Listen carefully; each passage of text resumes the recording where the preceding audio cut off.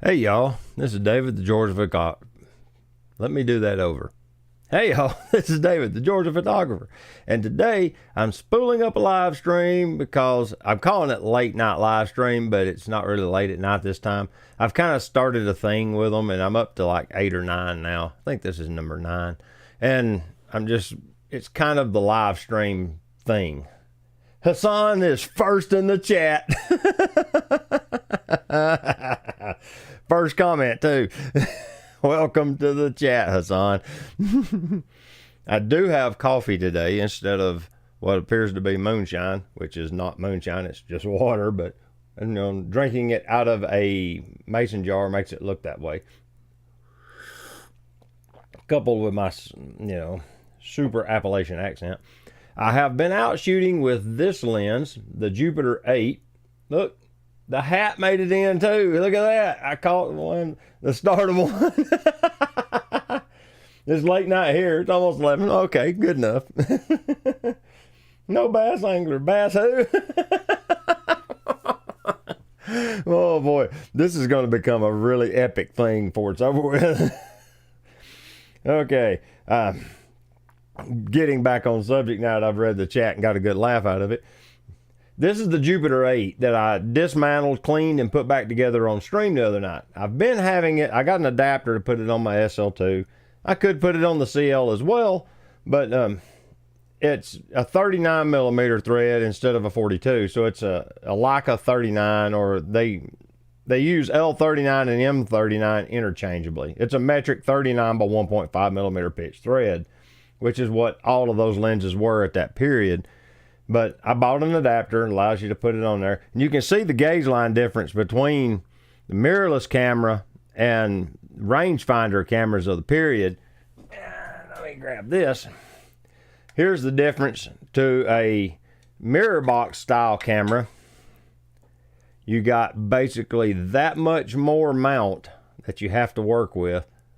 If I line up the rear gauge line of both lenses, that's how much further away an SLR lens is because of the mirror mechanism and the pentaprism. And that makes the lenses much longer. The whole FTZ deal pushed the lens way out. And I haven't understood why Nikon hasn't made, that's a full frame 50 millimeter f2. There's no reason for seriously that 50 millimeter f1.8 S lens to be that, well, it's okay. It does have to have room for the focus motor, and I guess their electric control, their servo to control the aperture. I don't know how they're doing that, but there's a servo or something. But that's how big a manual focus one it has to be to fit that camera. 50 f2. That's all of it. This is the lens Leica makes. That's a 50 f2. Now, to be fair, we'll take that off and we'll pull the lens cap so that they're similar. But that's the difference. Seriously. 50 f2, 50 f2, autofocus, auto aperture control. Now, this one has a lot more elements in it because it has a whole bunch of corrected stuff. It's apochromatic corrected and, and all that sort of jazz. So it's a higher quality lens than this, but this lens takes pretty good pictures. I'm kind of surprised at what I was getting out of it. Now, it does have issues, and I have a video coming. I've been shooting it over the last few days and taking a lot of photos with it and went on photo walks and things like that. But yeah, the Jupiter 8 is a pretty cool little lens. It has character. It has interesting character. So I'm kind of on board with shooting with one of these, for fun. And if you've got like seriously like a page shoot even that, you're done with the page shoot, get this out and take a few photos with it and just see what comes of it. I mean, it wouldn't hurt nothing to shoot, 20, 30 more poses right quick with a manual lens and have some fun. See, you might get something you like. Let's see.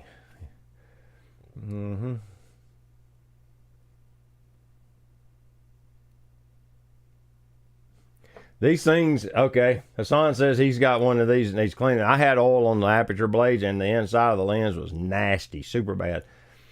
If you'll grab the aperture mechanism right here, separate from the focus ring, and twist, the whole aperture and lens element assembly will screw out of the focus helicoid. Watch out, there's a little shim in there that sets the gauge line. And it just screws out as a separate assembly. So your focus helicoid is like the aftermarket ones. It's just a little screw assembly that the lens subassembly screws into. And like I said, mine's got a little thin aluminum washer between them. And, that's what sets the infinity focus, if I had to guess. But yeah, then you take this part, you dismantle the actual lens elements with some little microscopic tiny screwdrivers. You got to get jeweler screwdrivers to get it apart. And then it comes apart pretty easily once you do that. It screws apart, but it uses set screws to keep things in place. But yeah, it's actually, if you'll watch the stream, you'll see at the end where I struggle incessantly to the point that everybody was getting frustrated because I could not get that last screw to go in. I'm pretty sure that was live stream 8. It says it in the description, so. I made me a pour over coffee with fresh ground coffee beans, so it's super good tonight. Yes, Hassan asked me if I've got he reached out to me and asked me if I got his note about the OM1 camera. He got a vintage film camera, a Olympus OM1 with 50mm f1.4. Olympus glass is legendary. That lens will produce incredible photos for you, Hassan. You're going to love that lens. Hassan's on stream.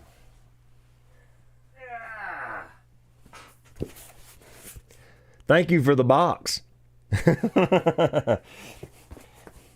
Hassan has been generous with his lenses. Since he has Lumix cameras and I have Leica cameras, they share a mount.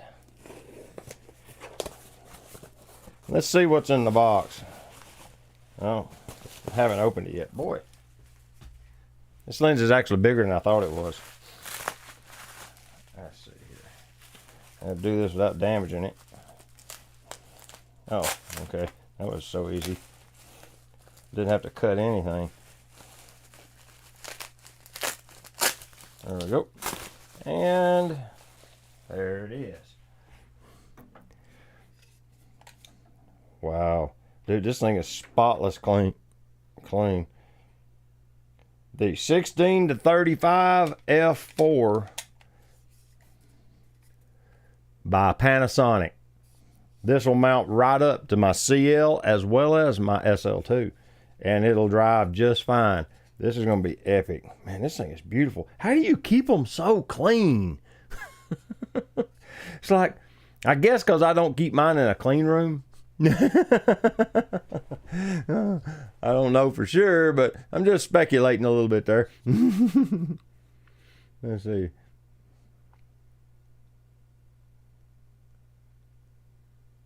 The Nikon 50mm f1.8s is a bit of an unwieldy beast, but is optically quite exquisite. Thank you, because I'm planning on putting one of them on a ZF at some point.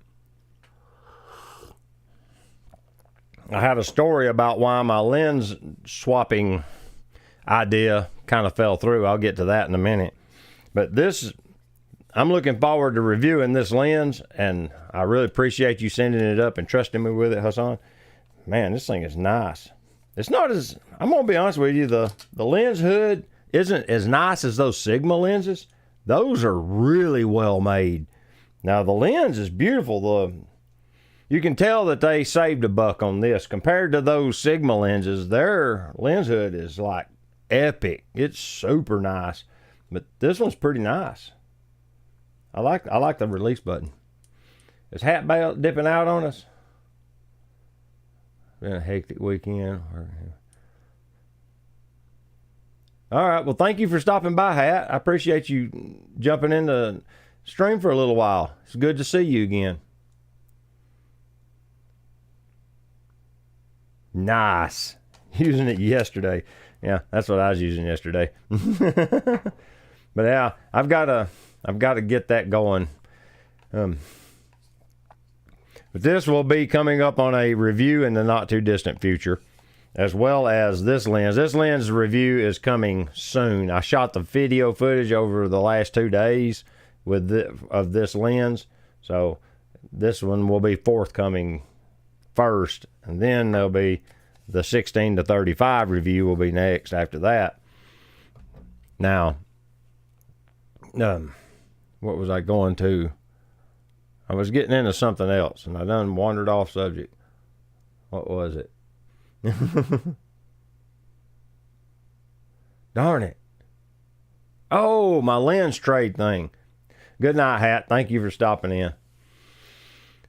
My lens trade with MPB, I finally decided to email them, and I went through the whole process and spooled up the whole auto quote deal, and I put in my Leica 24-90 L mount zoom. I put the 200 millimeter micro Nikkor, and then I think I added this lens. This is the Voigtlander. It's actually on the M adapter L Leica adapter, but it's a little M mount lens that it's a 35-1.4 Nocton Voigtlander. It's a nice little lens. Put it on there, and maybe something else, and I don't remember what the other one was. Something I don't ever use that just kind of sits around. But they sent back the instant quote. The computer judges what you're sending them and bases its valuation on that.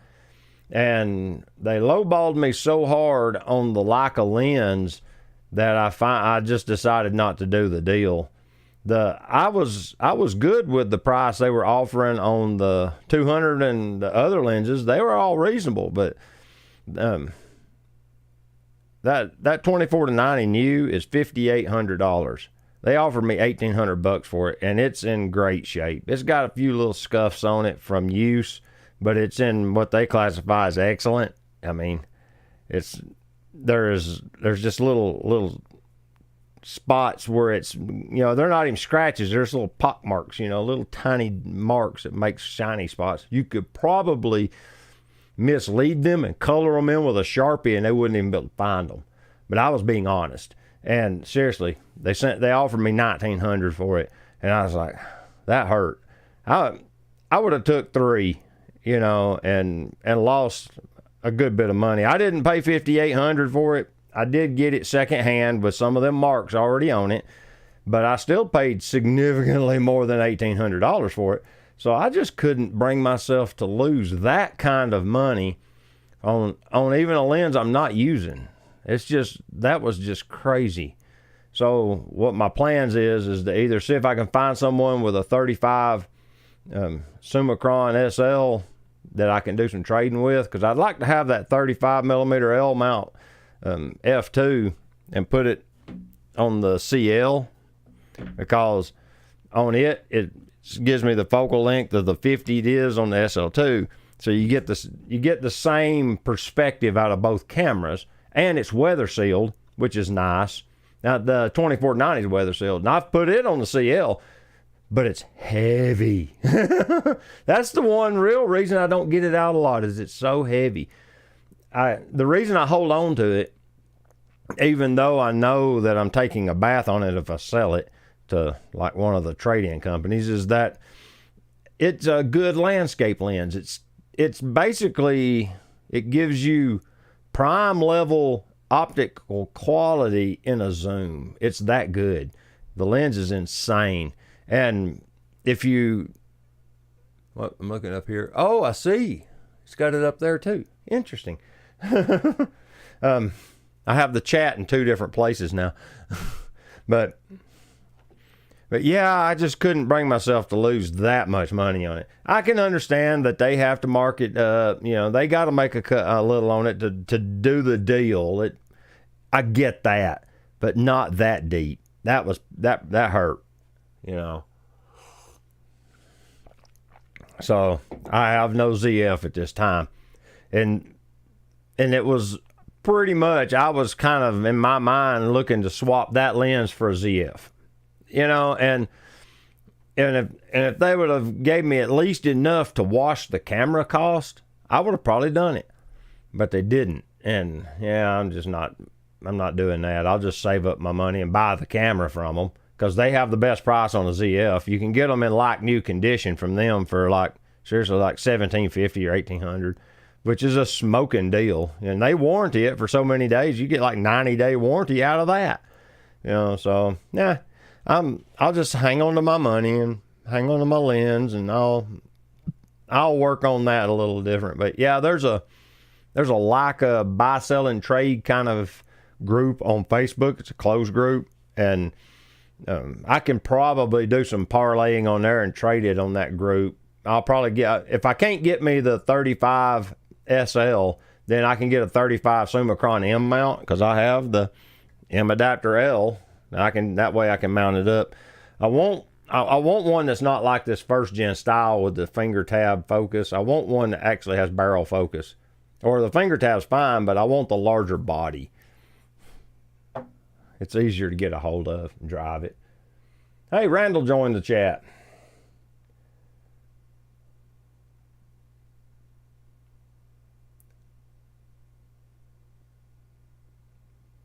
Let's see here. Bartering is important. If it isn't like new, excellent. $1,500 of MSRP, $4,000 for the 24. It's still a great buy, right? And they wanted to give me $1,800 for it, and I was like, I'm not doing that.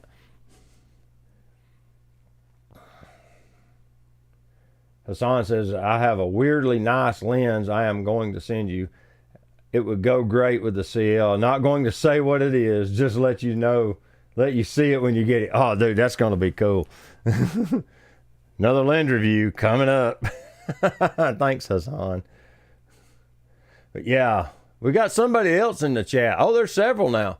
See, it's got a little tracker thing that tells me how many people's in the chat. Only 2 people are chatting, but there's 6 watching, or 7. I can't tell for sure. There's a couple of metrics going at once,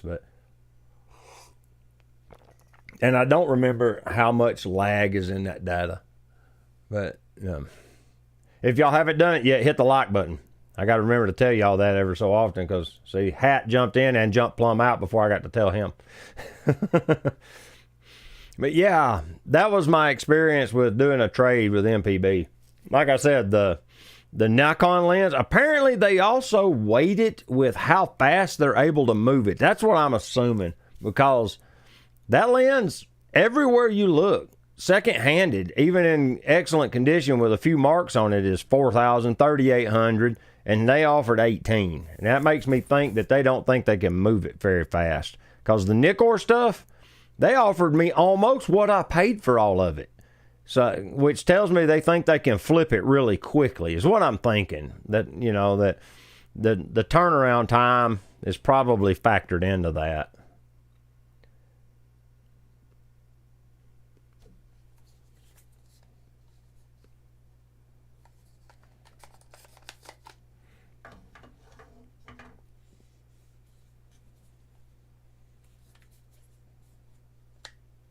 Oh, I found it.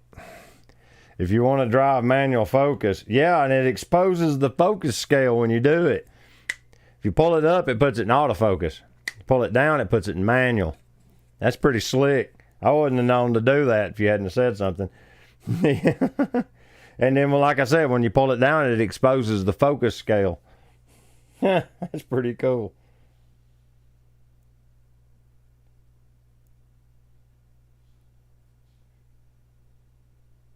Oh, it's in feet and meters. Now I see what the difference is. Yeah. Dude, this thing will focus close. 0.85 feet is what, 10 inches? Man, you can get right up on something with this thing. Yeah, that's clean. Yeah, that's a beautiful lens, Hassan. I'll have to keep that in a safe spot. Right there. Ray Soldano jumped in. What is manual focus? Is that something from the olden days? Yeah. It's something from way back when.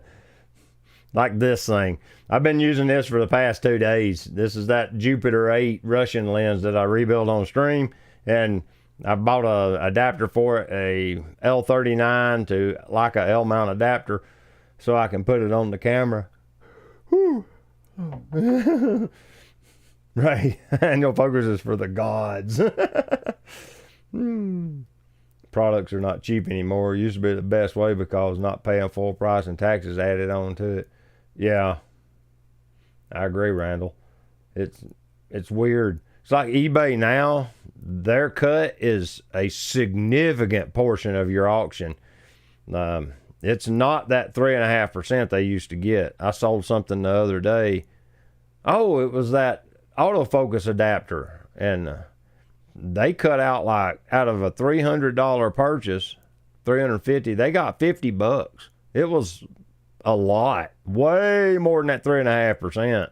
You know, I was expecting, $10 or $20, and it was like $50 was the auction fees. I thought, wow. So I'm through auctioning on eBay, and the deal fell through, and the guy returned the adapter, and I gave his money back. And eBay washed their fee because of that, but yeah, I can't do business like that. It's like, man, if they're going to get that deep of a cut just because they arrange the meeting, because that's essentially what eBay is doing. They're arranging the meeting between the buyer and the seller. But I can understand with the quantity that they're doing, I could live with the 3 to 3.5%.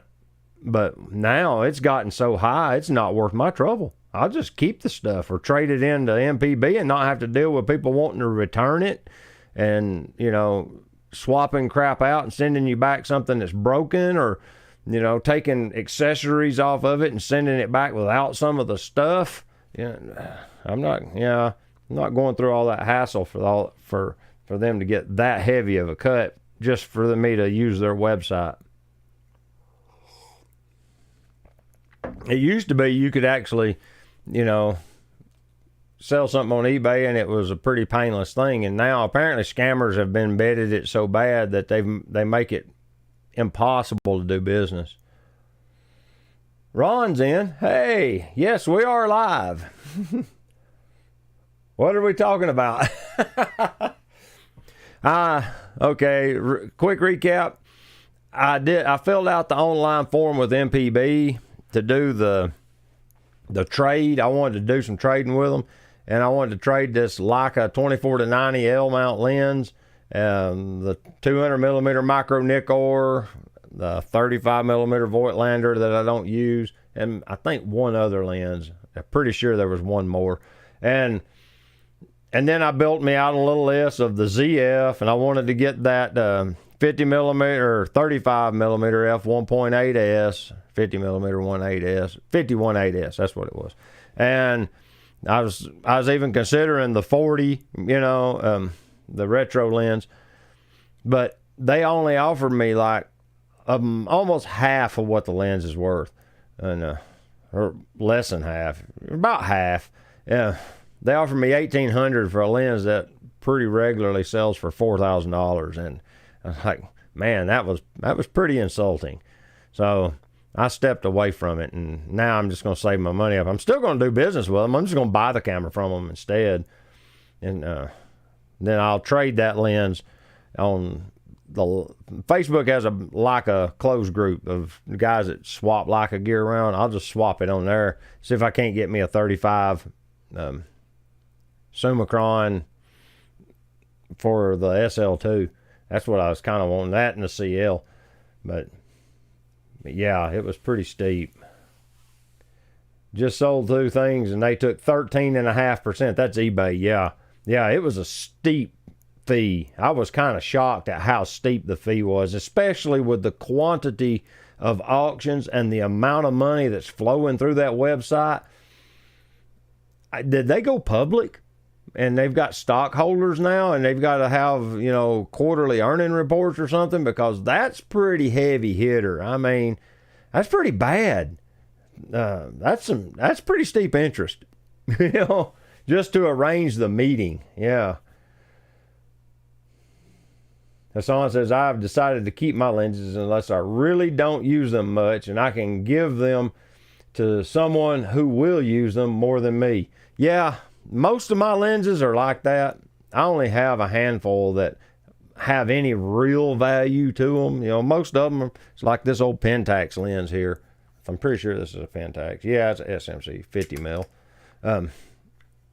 These lenses are so inexpensive that I would give it to somebody before I tried to sell it, you know. And if they insisted on giving me $20 or whatever, then that's fine. But, you know, but yeah, you know, the Leica lenses, they're expensive enough that it makes sense to try and recover some money. But good Lord, I was not prepared for that MPB offer.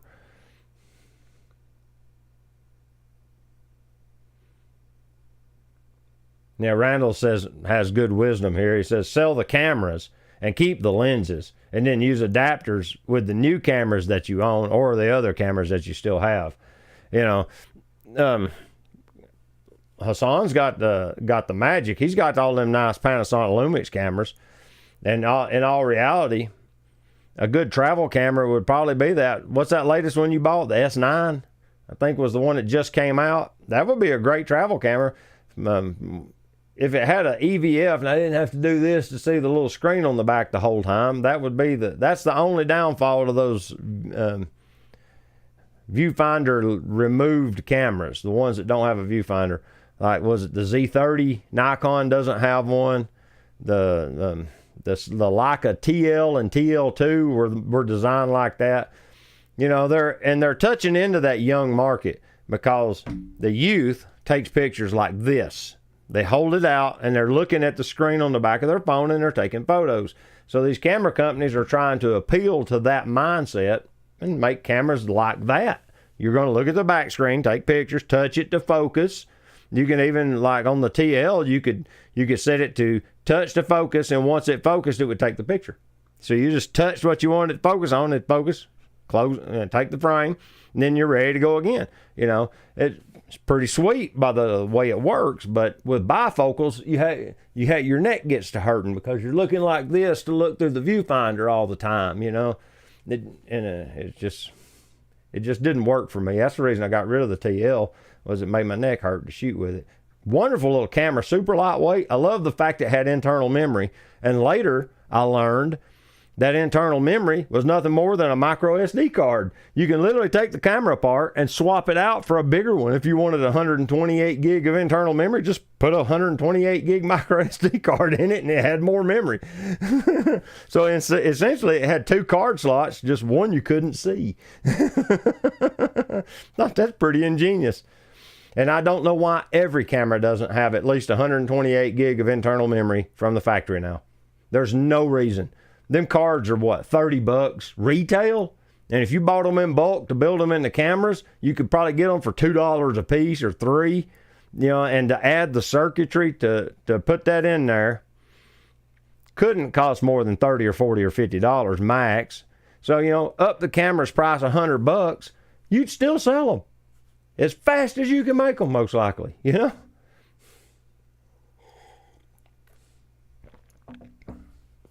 Let's see what we got here in the chat.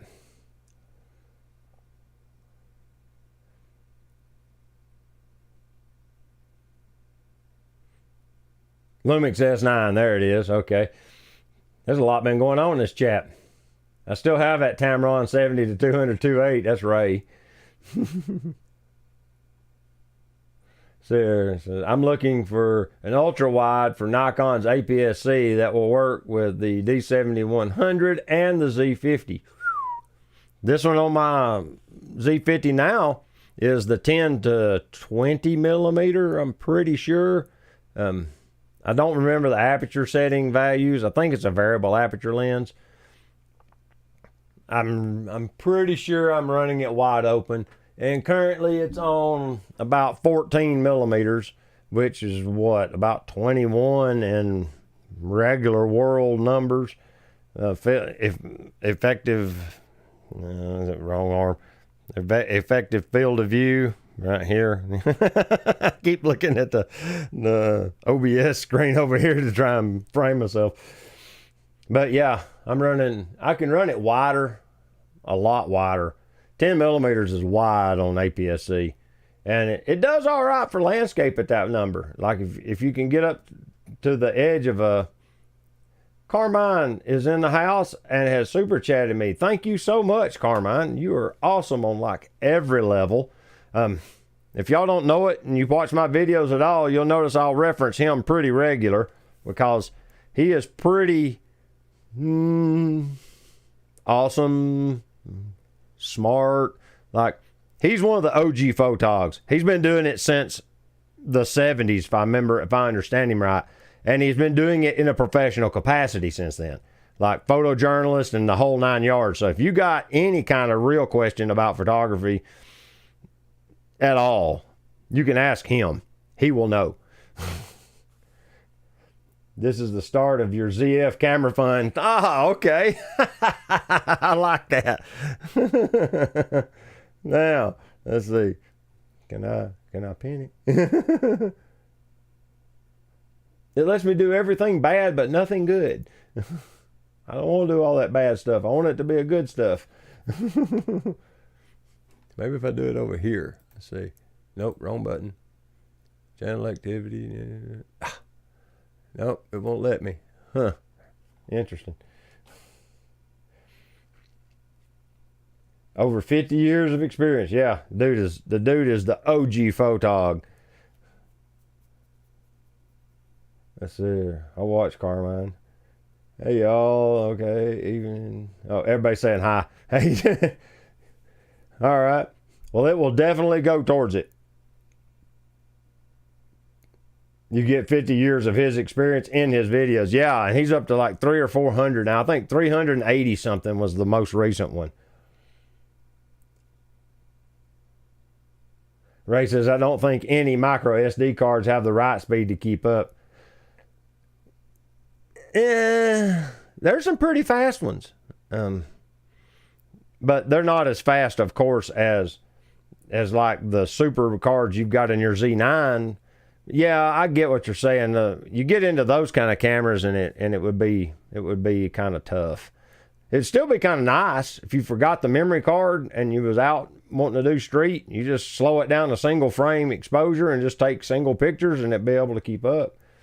But yeah, it wouldn't be able to handle that 20 frames a second at 45 megapixel files like that machine gun you have.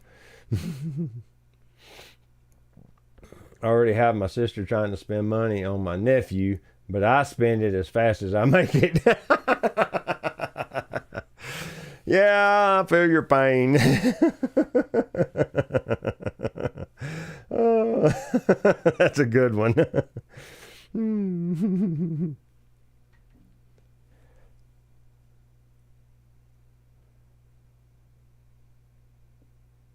So the 10 to 20 has full-time vibration reduction. Does anyone see a problem with that? You probably can turn it off in the software of the camera. I would guess that you can go into the camera and do it. It has no external switches at all. It don't have a manual autofocus switch or anything. It's a very simple. It even has a plastic lens mount. It's a very simple lens, but it's very nice. It takes wonderful photos, and the video, as you can see, is really good. I got to check something right quick. I need to keep up with everything I'm doing. Excuse me. Ah, yes. There is no VR switch. Not the D7100. Oh, okay. Yeah, now I see where you're going with that. You could get the 14 to 24 f2.8. You might already have that one.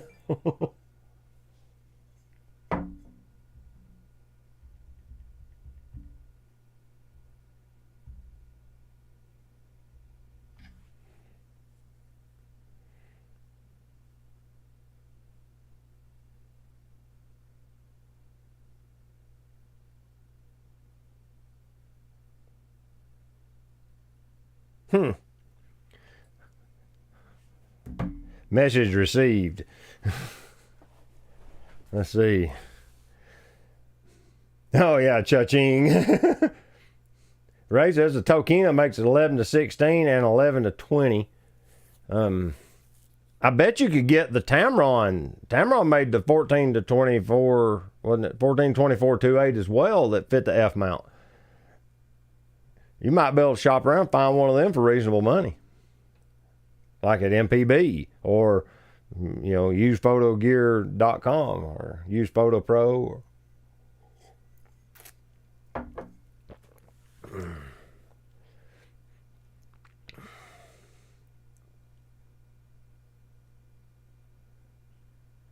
Okay, y'all are chatting amongst yourselves. All right.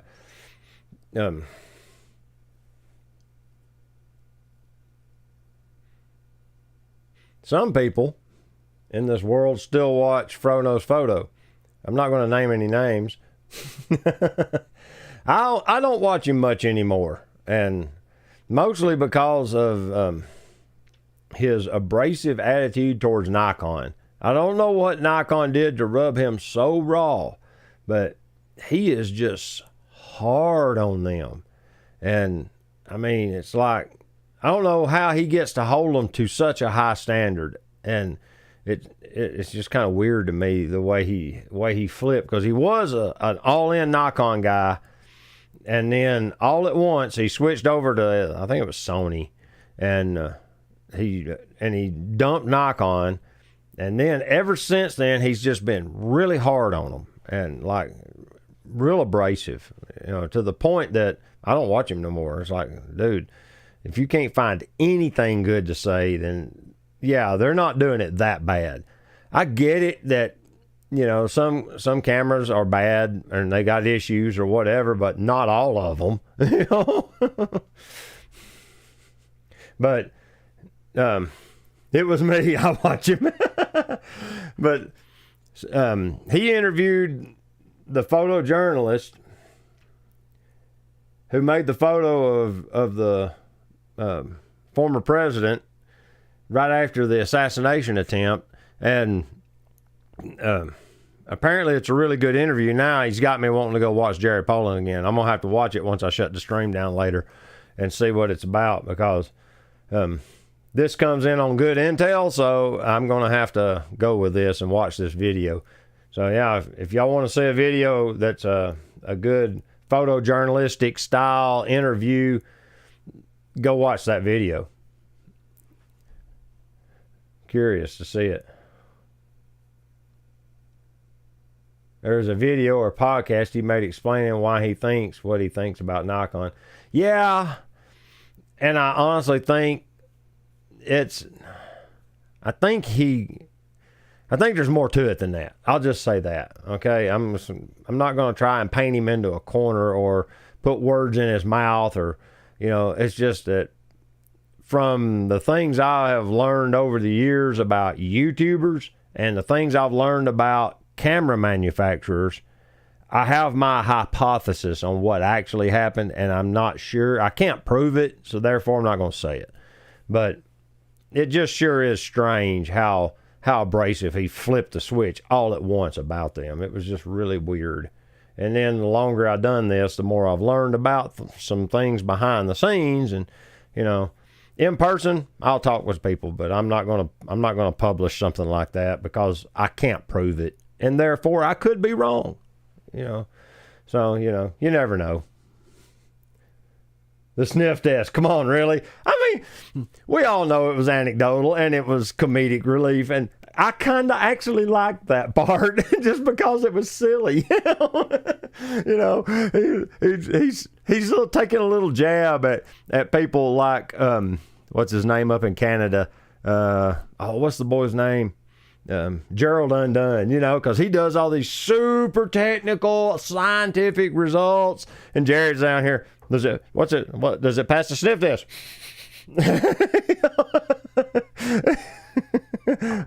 That I kind of thought was cool. Smells like plastic. Well, of course it does. That's what it's made out of.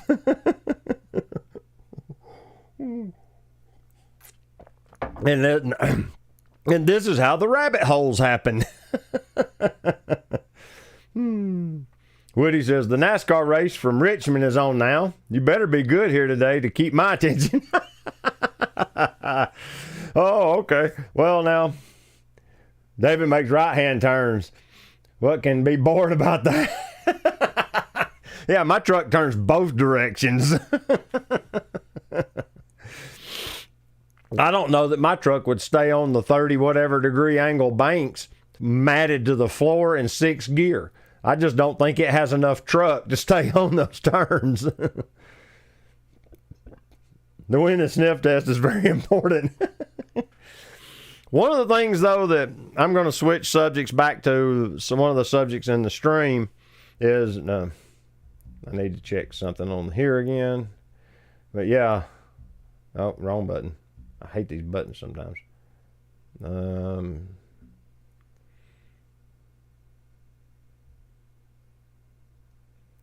I wanted to I got 2 things to do. One is I wanted to thank Roy Bixby for his coffee fund donation. He's become a coffee enabler. And this cup of coffee was probably provided by him. And then I just want to say thank you publicly for that. It means a lot to me that you guys support me like this. The next thing that I want to do is segue into something about cameras. And it has to do with the 2 cameras I mainly shoot with. I have 3 active cameras. I don't really count that film camera as an active camera. I get it out once or twice a year, so I don't really count that one. I have 3 that I use for stuff on the regular. The Z50 has become my default wildlife camera until I get something better, and that would be the ZF at whatever time I decide to pick one of those up. It will replace this. I have the 1.4 teleconverter that I put in the 500, and that still gives me my 700 and whatever millimeter field of view. So, I don't really lose any focal reach by going to full frame. The other 2 are the Leica CL and the Leica SL2, and y'all know that. And I've been using them for several years now, actually. I don't even remember how long ago it was when I bought the CL. I got the SL2, I'm pretty sure, in March of 2021, or May of 21, I think was the year I got it. So I've had it 3 years. I would have to go back through the videos and look. Whatever year we did that road trip series of videos, it came into the house on the second day of that road trip, so I didn't have it for the road trip, but that's when I bought it. But this one I bought a year or 2 before that, and this one has become my travel camera as of late, because this one's heavier and it's bigger. But like I'm traveling, when I travel on planes, I want it to fit in. I want to be able to walk it on the plane, and I don't want to have but one bag if possible. So I've got a backpack that I bought from Mystery Ranch. It's a really nice backpack. I got one that finally zips down the front, and that allows you to open it like a luggage, so you don't have to drag everything out the top to get to what's in the bottom. And once I did that, now I can just put that thing on, walk through the airport, walk on the plane, shove it in the overhead. It actually fits under the seat if I'm sneaky. I've done that once with it. But yeah, you can shove it in any overhead. It fits in them all, even the small commuter jets. And I can take this camera, a spare lens, my GoPro, my audio recorder, batteries, and chargers, and it all fits in 2 of the lens dump pouches that you wear on your belt. I put the camera and this 35 in one, and then I put all that other crap in the other one. Zip them up, stick them in the pack, and I've got my whole camera kit, and it's that compact. This camera takes wonderful photos. It takes beautiful pictures. And it's small and compact, like I said. Well, I'm running manual lenses on it. This is a 35 f095 by TT Artisan. I have another one of their lenses, the 35 f1.4. You can see how small these lenses are. And those big apertures let you get a lot of light. That's the goal with these big aperture lenses, is that at low light I still have plenty of ISO. You open up the aperture, you get your ISO back. Now, you do lose depth of field and all that sort of thing, and it does get to be a little tougher to get a photo, but I like to shoot 35 on the crop sensor because it mimics the 50 on the full frame, and that's the field of view I'm used to using and I like. So it's worked out to where these are the two lenses I normally take. And then I do have this more expensive Voigtlander, but I don't like the way it's built. So that's why I was thinking about selling it to MPB, is the aperture ring isn't a ring. It's got two little tabs for your fingers, and I'll bump those, and then when I go to grab the ring, I'll miss them and can't find them at all. And I can't make aperture adjustments to control light or whatever. And then that tab focus, you get used to it, but I like to have the focus ring with the knurls on it so you can just grab it like a traditional Nikon lens and focus. It just works for me better. But I have come to understand that I use these two cameras for two very different things. This one I use on photo walks nearby and around the house, or when I can drive, because if I'm driving, I don't have to worry about the size of my luggage, and I can pack this behemoth and take it with me. It takes stunningly good photos. It doesn't have the most advanced autofocus system or what have you, but it takes incredibly beautiful images. For me, it's one of the greatest cameras I've ever owned, and I would be hard pressed for them to one up that camera. Even with the SL3 with its tilt lens, and I would love to have a tilt lens on both of these cameras. It's one of the things I'm looking forward to on the ZF. They still work really well. It's a little more inconvenient because of the fixed screen on the back. But I use them for two very different things, it seems like. Now, I will do photo walks with this one around here. I will grab it from time to time. And if I'm doing anything with the family or like birthday parties or whatever, I'll always take this one because it's small, it's unobtrusive, it takes really good photos, and I can connect my app to it. Like the other day, I took some family photos. I logged in with my phone into the camera, downloaded the pictures. They looked great straight out of camera. I just airdropped them, and to them, they had them. I didn't even have to post-process because I got them to where I liked them in camera, and they look good. They're going on Facebook ultimately, so it's like it doesn't have to be perfect images, But you get it. But yeah, I just found when I travel, I like to take this one because of its size and weight and its performance. It has one big flaw that I don't like, and that's that it don't have in-camera battery charging, so I have to take a charger. If it had in-camera charging, I would literally take two USB-C cables so I could charge it, or two whatever cables that would charge it. That way, if I broke one while I was on the trip, I'd have a spare. Cables roll up to be small, but I do have to take a charger with this guy, and that's the only real drawback to it. But it runs Panasonic batteries. This is an actual Leica battery that's made like the Panasonic counterpart, but it is essentially the same battery. So, you can get camera batteries for the CL real cheap. That's a beautiful thing about this one. But there we go. I had it on. I didn't know it. I thought I'd turned it off. But do you have a kit that is like, with your kit that you own, your camera kit, like the Z50 has become my streaming machine, and it gets wildlife duty. And then I have a travel camera, and then I have my general photography portraiture camera. If I take portraits, like I've done a few senior portraits for some people, and I like the SL2 for that. Do you have yours sorted that way? And if you do, drop it in the chat. Now, of course, people like Ray Soldano has two cameras. They're both Z9s. So he uses the Z9 for sports and the Z9 for portraits and the Z9 for street. And he uses the Z9 for... But, that works. I'm never worried about camera size. I always have looked for the body that meets as many photography situations that I find myself in. I sort by lenses. Yeah. That's a good point. Now, for me, the reason I do this is because I had a horrific event. I have the Think Tank Photo Airport something version 2. It's the roller bag that looks like an airport carry-on suitcase. It's that big.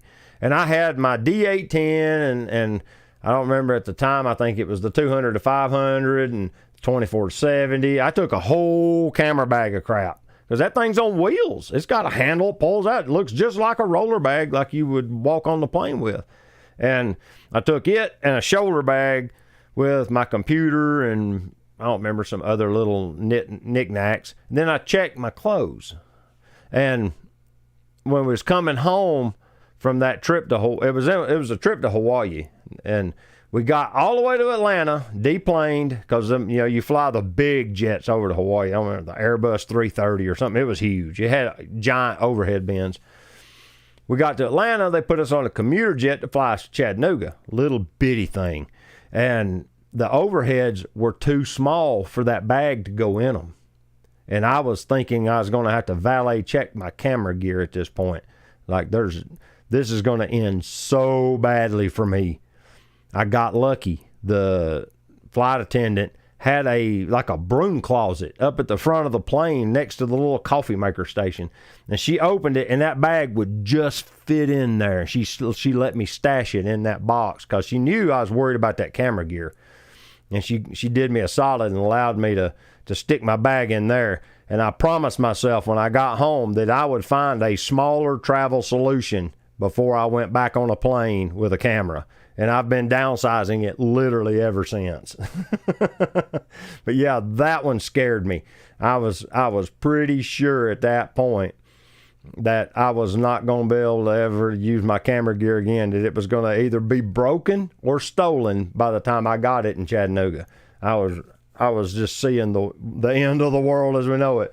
The next solution, you're going to start seeing a theme here with my travel bags, is the Think Tank Photo Retrospective 15-liter, 15L. This is a backpack that opens up. And as you can see, I've been using it. It had the SL2 in it today right here. And then I've got my GoPro. I've been out filming a video. And, and there's the 28 millimeter that's ever present. Spare Leica battery. I think this one's actually dead. I need to charge it. There's another lens down here. What is this one? Oh, that's the 17 millimeter TT Artisan. That's normally the second lens I take on trips. It gives me wide angle. It gives me like 28 effective. It's a beautiful lens. TT Artisan makes wonderful glass, but this I can walk on the plane and it'll fit in any overhead or under the seat. So that allowed me to carry. I can put the Z50, mount the 500 Nikkor on it with the FTZ, the 500 phase Fresnel, and it will fit in this pack assembled through this center section. I can put that wildlife rig in there, and then I just add the little TC whatever 1.4 teleconverter in a side pouch, and I have super long. Yeah, it works. And then I was even able to take the CL. I break it down, and the CL fits, and the lens fits in a different spot. I can get 2 cameras in that bag and go travel with it. I took it to Costa Rica like that. Worked perfectly that way. I'm able to keep it on my body and not have to worry about it. So yeah, I'm getting it down to where it's just what you need. I've gotten where I don't take lenses I don't use. That's what it wound up being, was I was always carrying all this hardware and I never shot with it. So I've learned to pare it down. Let's see. Scott Peterson says, I hate my Z9 because of the size. Dude, the Z9 is epic. I messed with Ray's for a few minutes. Now, fair points that you've had yours longer than I handled Ray's. I give you that. But I like the fact that it was already kind of 85%-ish of like the D810 with the battery grip on it. It was, you could see they were able to make it a little smaller in every direction because they removed the mirror mechanism and the pentaprism's gone and the shutter mech was missing. So they were able to scale the camera down a little bit, and it still had both grips. And it's a little bulky, but it wasn't too bad to me. I kind of liked it, and it wasn't super heavy. Yeah, I was kind of impressed with it. I'm sorry to hear that that you don't like it because of the size.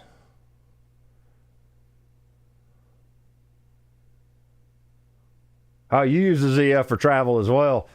That's my plan, is to get a ZF, get the 51.8S, because they're both weatherproof. And then when I go on these hiking trips and stuff, I don't have to worry about getting caught in the rain. I took this last time, and it had, I'm pretty sure it was exactly like this. I'm almost certain this was the trim it was in, and it's not weather resistant, the lens nor the camera. So I literally took, when I took it to England, I took a dry bag. I have a dry bag, kind of rolls down and deals, and I would stick both camera pouches inside that dry bag and then put that in my backpack in case I got caught in a thunderstorm, because it rains a lot in England. We got lucky, and it didn't rain on us but one time, one day, for about 30 minutes, and it was just a light shower. I don't even think it got the stuff inside my backpack wet. But yeah, I was sweating it because I knew the reputation of England's weather, and here I was going with a non-weather sealed camera to England. So that was the reason I started, when they come out with that ZF and it was weather sealed, I'm like, there's my answer.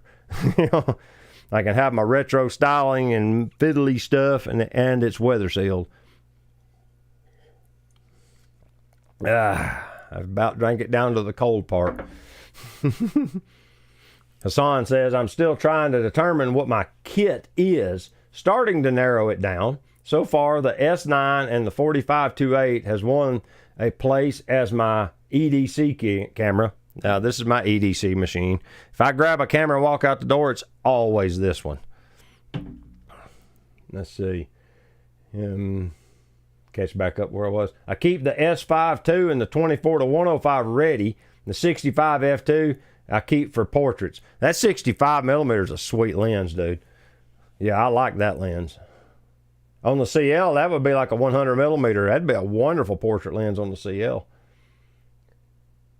Randall says if he takes the airlines, he'll take the ZV-1M squared or the RX-100 VA, Virginia, or VA 5A. That's what it is, RX-100 5A. Or the Ricoh GR3X. Wow. Which can do macro. I don't worry about macro on trips. I have learned that I don't do detail shots. That's just not my thing.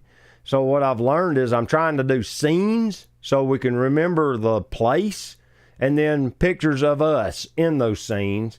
So for me, a general purpose lens was perfect. But yeah, the macro, I get the point of macro functionality. It's kind of nice to do that. If you're into macro, it's a wonderful thing. But I haven't found a need for it for what I do. But that's a good point that you remembered that it will do that as well. Each camera has a small waist pouch with a power bank, a battery charger, and batteries. So you just, I'm going to ask you this question to try and boil us down a little more. Do you have specific kinds of trips for each one, or is it just, I want this one because that's the one I'm drawn to today? Because that's a lot of choices for a single activity, and I'm wondering what leads you to choose which one each time. That's some good equipment, because that GR3 is a tiny little pocket camera, and so is that X100V, not X100V, what is it? I was reading it. The RX100, that's a little built-in lens camera. That's what Ted Forbes films with. I remember he loved them things for that. I don't know what the ZV-1 is. I'm not sure. That's a Sony camera, isn't it? I think it is. Those are some nice kits, dude. I thought the size is really based on what you shoot most. Yeah. I think I'm pretty sure you're talking about Scott's comment about the Z9 and its size. If you're doing wildlife or sports photography like Ray, it makes sense right away. I get having it for both of those activities out of the chute because of the larger battery. You know, if I was a wedding photographer, I'd have a pair of them just like he does, and I'd have the 24-70 on one, the 7200 on the other, and I'd just win weddings That'd be it. Have it on a double cross rig like Ray wears when he's doing his sports, and those would be the lenses I'd shoot with. I wouldn't even bother with a prime. You just have those two bodies and those two lenses, and you would win at wedding photos. You just study how to pose people. Shoot a few as a second shooter to get your feet wet, to understand what's going on, and run with it, because you're going to get beautiful images. And your cameras, it don't matter. If you have the same setup, you build one camera and set it out like you want, you can literally clone it and put those clone settings in the second camera, and it doesn't matter which one you pick up. They're identical. Yeah, I'd absolutely run it that way. I wouldn't have two different cameras. I would have one kind, and it'd be a pair of them. And the battery life on the Z9 is so great, you can shoot the whole wedding and never bother with having a spare battery. Just charge them both before you leave, and you'd be set.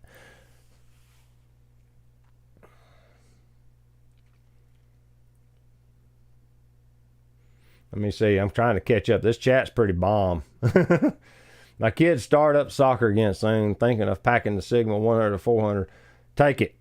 You'll thank me. Take it. I shot Sierra's soccer matches with the 2 to 500 Nikkor on the D810. Everybody raved over the images. They loved them.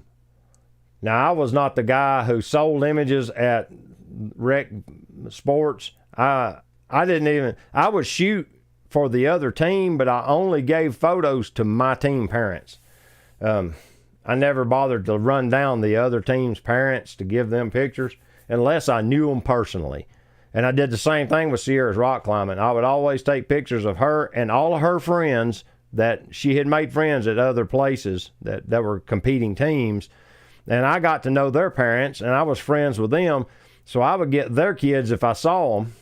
I focused on Sierra because she's my daughter. But I would try to get pictures of our team. And then if I saw any of those competitors come through that I knew their parents and I was friends with, I'd get their photos too, and I'd share them with them. Gear Junkie says, hello, Boca Chasers. Hope it's a great day. If y'all haven't done it yet, hit the like button and the little heart thing in the chat too if you want to. And somehow that tells Facebook or somebody that things are going better. Let me see. I've broke something up here. There we go. Nope. Huh. I'm learning things. If I click off of that, there.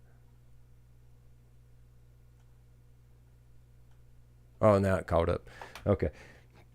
All right, let's see. Yeah, but they do move into the evening hours sometimes.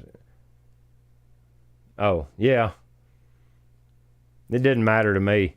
I just increased ISO and kept shooting.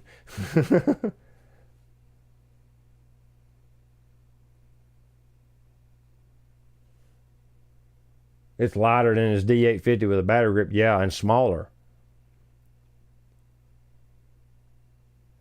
Sigma has the 120 to 300 f2.8 knock-on fit for $1,709. It is by far his favorite field sports lens. Yeah, Hassan's running Lumix camera, so he'll need L-mount. When you super chat someone, where does the payment come from?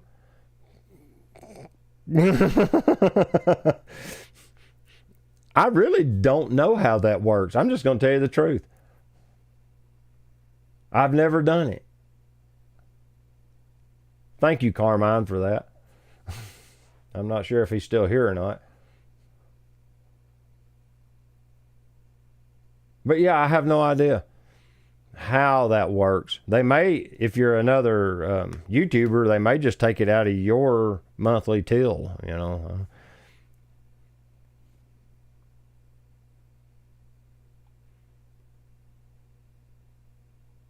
I got the Z9 before the Z8 was released, or I'd got a Z8.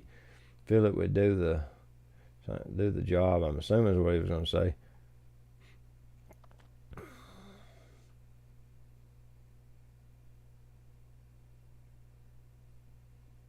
That's the first, saving someone money. I'm usually the one getting people to spend more. And Ray is all, yeah. Yeah, we would call Ray an enabler.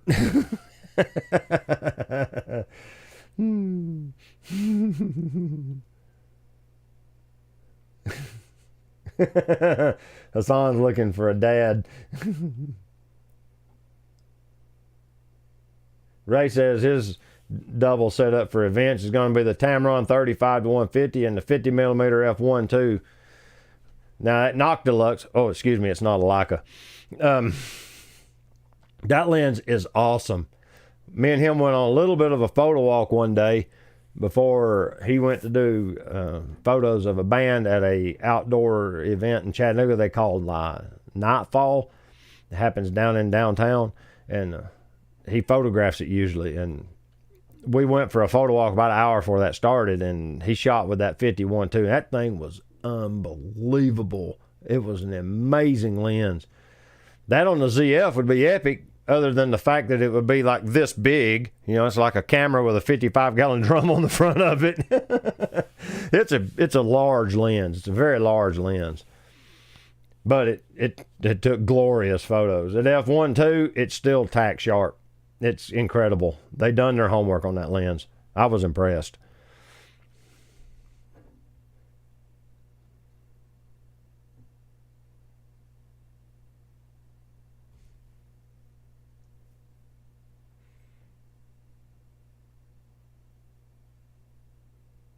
Oh, okay. So Randall answered my question.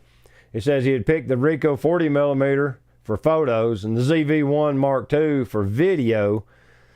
He says, and it has a dummy battery in it, which so he can run on wall power, and it has a terabyte memory card in it, or a terabyte of storage, 2 512s or 1 terabyte. I don't know which one, but that's a lot of storage, dude. You could shoot a whole vacation and never take the cards out of the camera. That's impressive.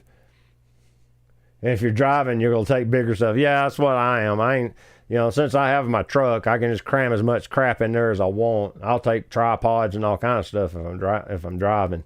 But yeah, if I fly, I don't take tripods anymore. I just shoot handheld or set it on a rock or something. There's scratches on the bottom of this where I've just set it on stuff, and I'll shim it with coins, to level it. I've done that a couple of times. And you can use the Leica app. The Leica Photos app will control that camera, and you can actually fire the shutter with the app, so you don't actually have to touch it to fire the shutter. So once you get it level and you get it composed, you don't have to worry about moving it by hitting the shutter button. You can just log in with the app and hit the shutter with it. I've done some photos like that. I set it up next to a bird feeder one day, and the birds were really coming into the feeder in the evening.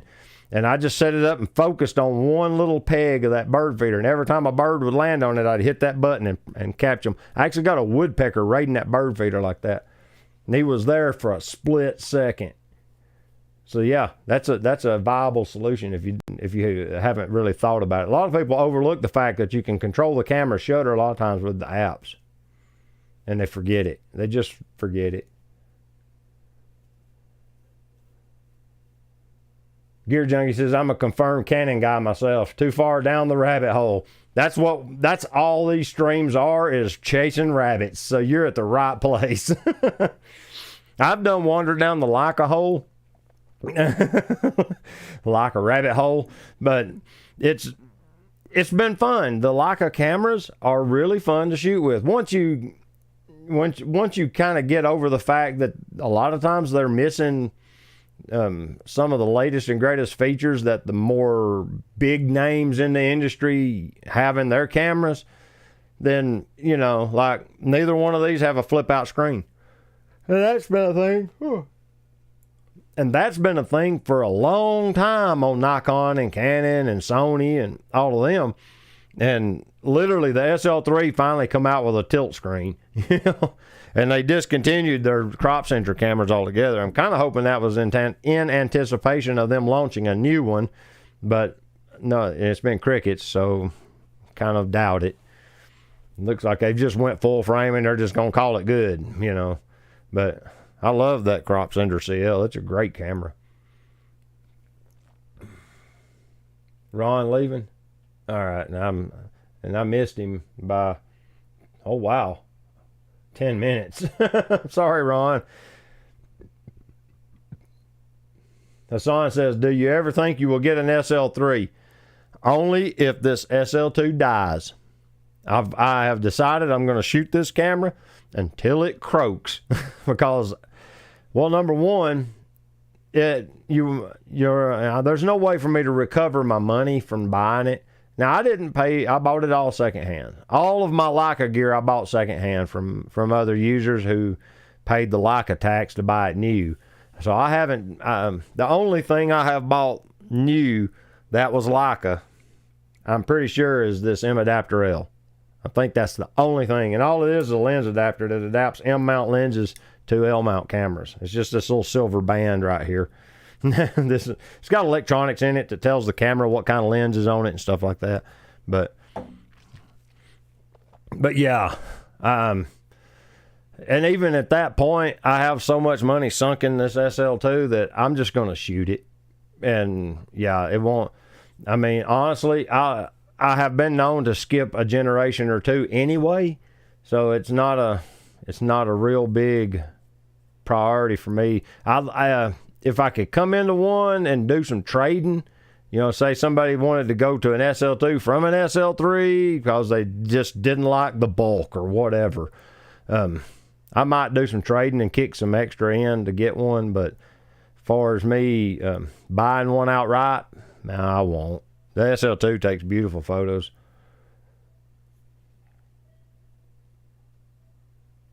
Let me see. There's been stuff come into the chat. The S9 is about the same size as the CL, is it? So that may be my answer, because I have a whole bunch of L mount glass now.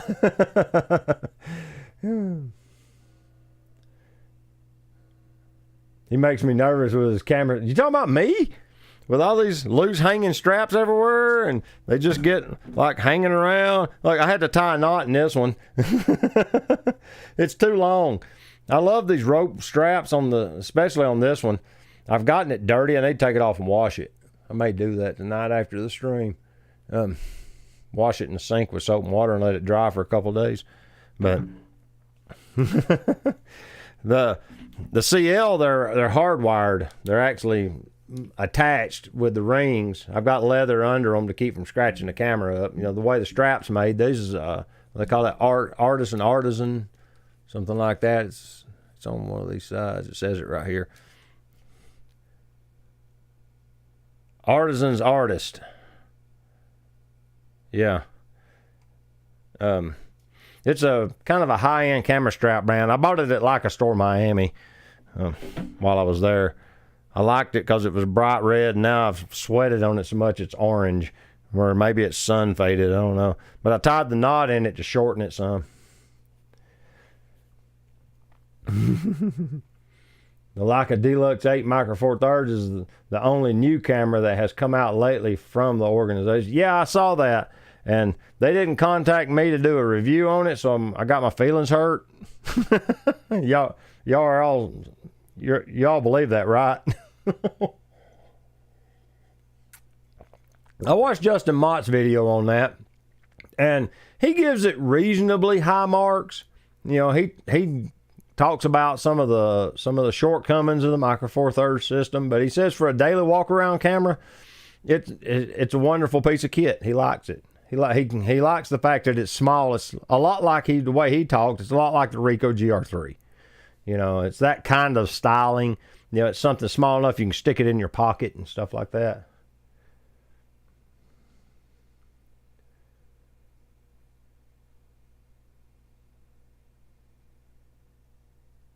The SL2 is 47 megapixels. The SL2S is 24, but I love it. The SL2S is supposed to be the magic for video, the way I understood it. I mean, it takes still photos just fine, but it was supposed to be their version of a video-centric SL camera. But now I could be wrong, but that's what the impression I was under with that machine. A lot of guys that buy them do video. I've noticed that. Matt Day used his SL2S to shoot his videos with. Yeah, Carmine got a Leica SL. But from Leica of Soho online, it was 1 year warranty. Huh. I heard Leica Soho shut down. It went out of business. Said the owner died like a year ago, and they shuttered it the other day permanently. And now there's a Leica store in Chelsea. So, and it's supposedly a factory store, so it'll be a stiff competitor with anybody that wants to open an independent franchise. Well, yeah, I think I saw that just the other day. Might have been on your channel, Carmine. I don't remember for sure, but I want to say some New York-based photographer was talking about it, that the Soho store had closed and the Chelsea store was your option now.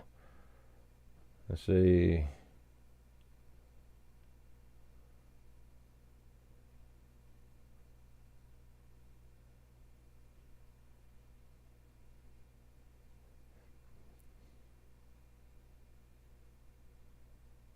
The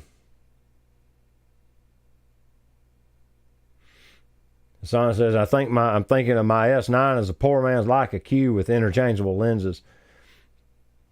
That makes it an M.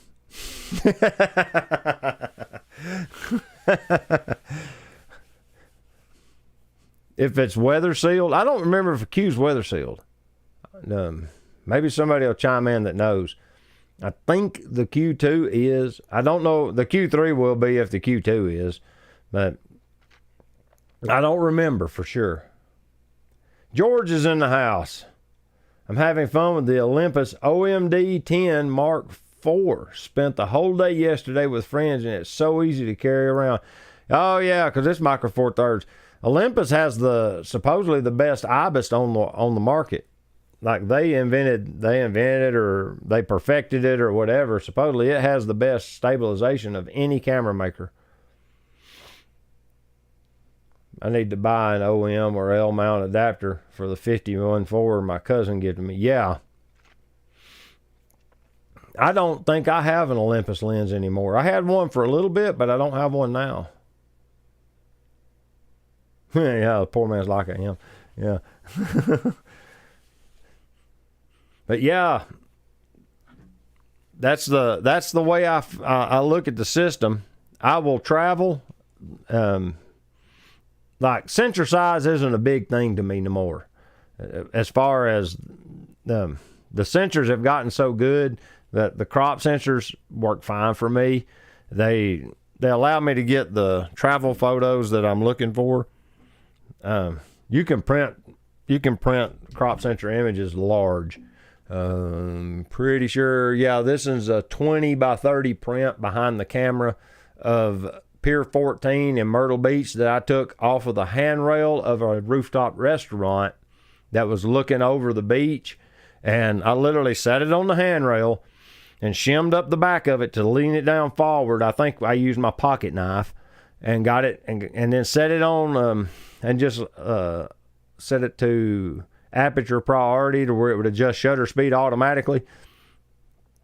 Opened it up or stopped it down because I have light stars on the rope lights around the perimeter of the bar that's in the picture, and then just fired the frames and got it till I liked the exposure in camera. It printed just fine. It's 24 megapixels. You can print that 20 by 30 no problem. It looks great. So yeah, don't let the sensor size fool you anymore. It's not necessary to have a full frame or medium format sensor to get decent pictures. If you're printing billboards, I mean, they're pretty low resolution in all reality, but if you're printing large wall prints that people are going to walk up to, and you want the really, here, look at that. Where am I at here? There. I think I just turned off ads. Have y'all been seeing ads? Because I disabled monetization so it wouldn't put ads in the video. So it just gave me a pop-up on the little chat thing that showed that it was going to play an ad in so much time. And it said skip ads. So I hit the button to skip the ads. So y'all let me know in the chat if y'all been seeing ads.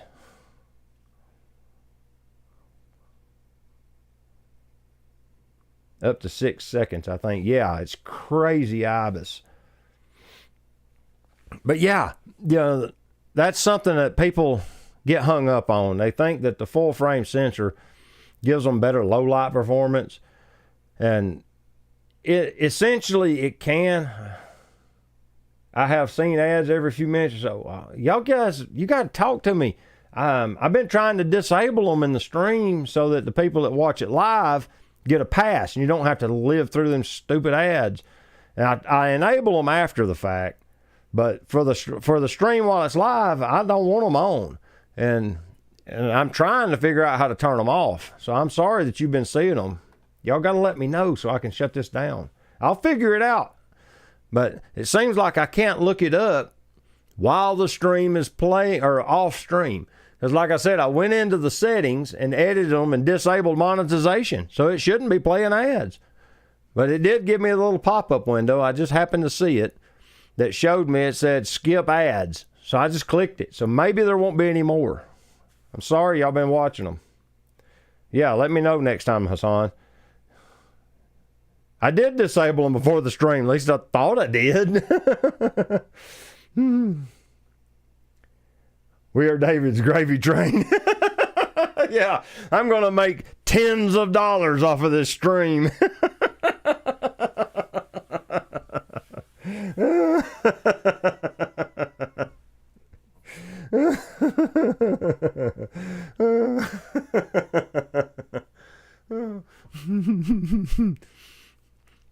There's been some interesting, like it shows me it tracks the number of participants on the stream and stuff, and the chart's kind of weird. I don't know what's going on here with things, but yeah, it had something happen at about 6:55 where it looks like it kicked all of y'all off the stream, and then you came right back, or maybe it reset something. Like the number of participants dipped way off and then came right back up. It's weird.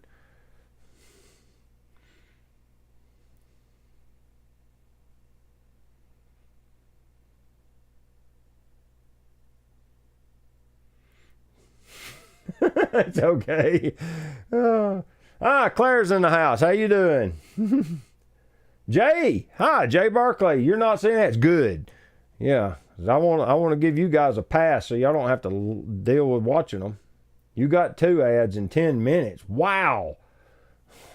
Yeah. All right. I'll do some more digging. I'll figure this out. I don't want you guys to have to watch them on stream. An ad would pop up when I would refresh. Interesting. Yeah, it shouldn't do it now. At least I'm hoping. I ain't going to click on... I'm not going to edit the features for the stream just because I'm afraid it'll choke the stream down and kill it. So I'm going to leave that be. But yeah, the mindset that I have had over the years is kind of neat to see how my mindset has shifted with time. And now that mindset was influenced by YouTube as well. Because when I first got into interchangeable lens photography, okay, and I moved away from the point and shoot, and I wanted to do real photography, even though I didn't realize you could do real photography with that point and shoot.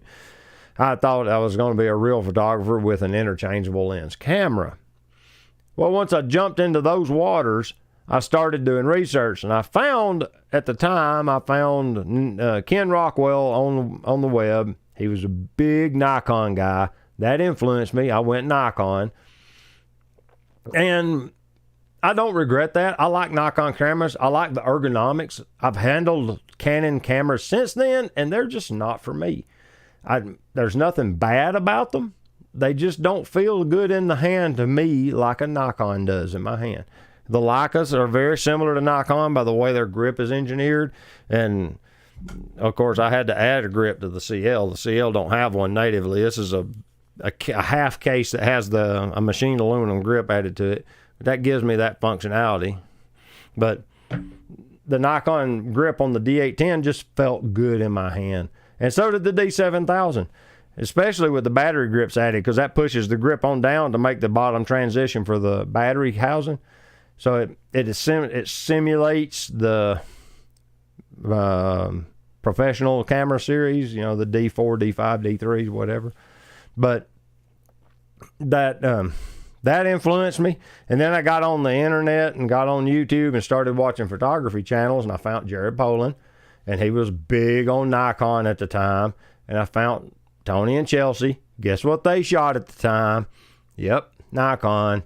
And that kind of cemented it for me, and I used it for a long time, and I kind of got my mentality on what I take on trips from YouTube, because the YouTubers take everything because they're doing it for a living, and they want all of the options with them while they're on a trip. You don't never see a YouTuber that back then.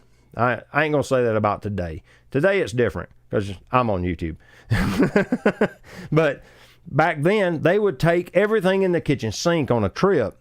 So I did. That's why I bought that big Think Tank photo roller bag, was because I thought that's what you did as a photographer. You took all that gear, and then when you got on location, you'd build out the camera you wanted for some kind of an event you were going to photograph, and you took that. And then when you got back, you'd switch it up and reconfigure it for the evening walk-around photos, and you shoot that, or whatever. And I did that for several years.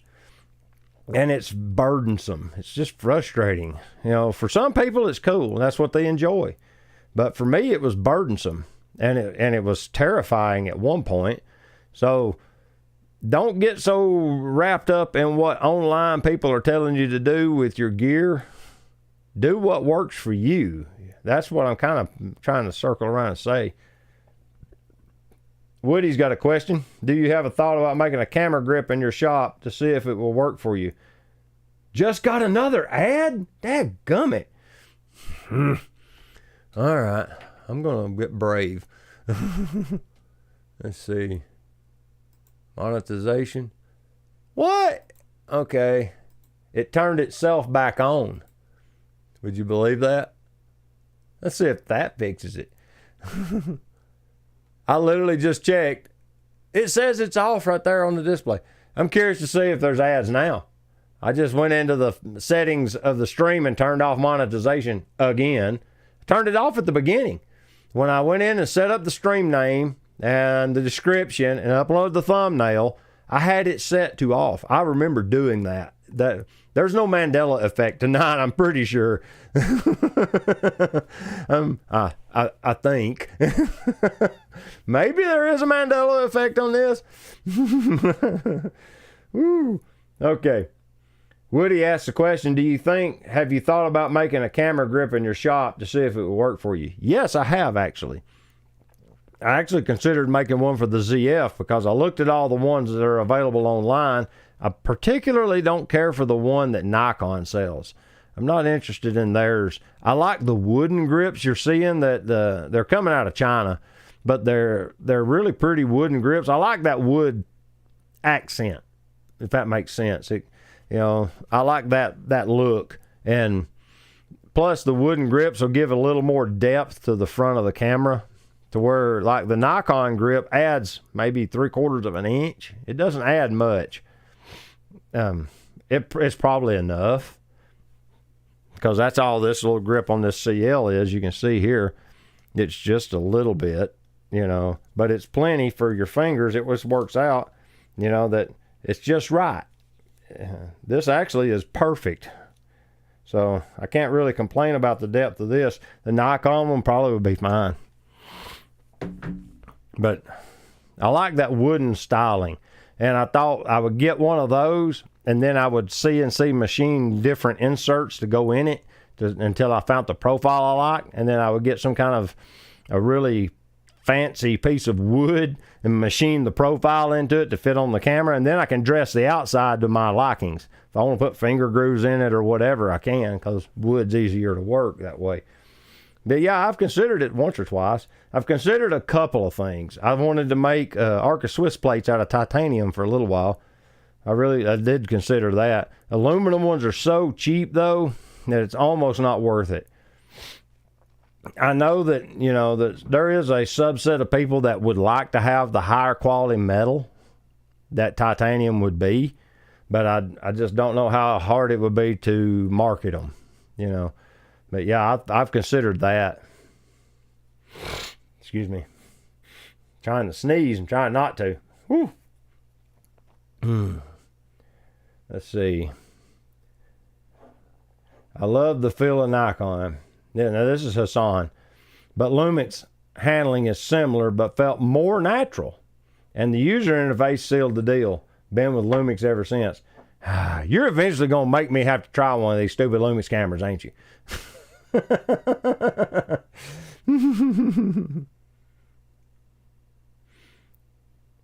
C2C Disciple says he got the newer grip because it was on sale for $16. And I've heard a lot of people brag about it. It's the one with the red line on it, isn't it? It gives you kind of the Nikon racing stripe of the old DSLRs. I'm pretty sure that's that one.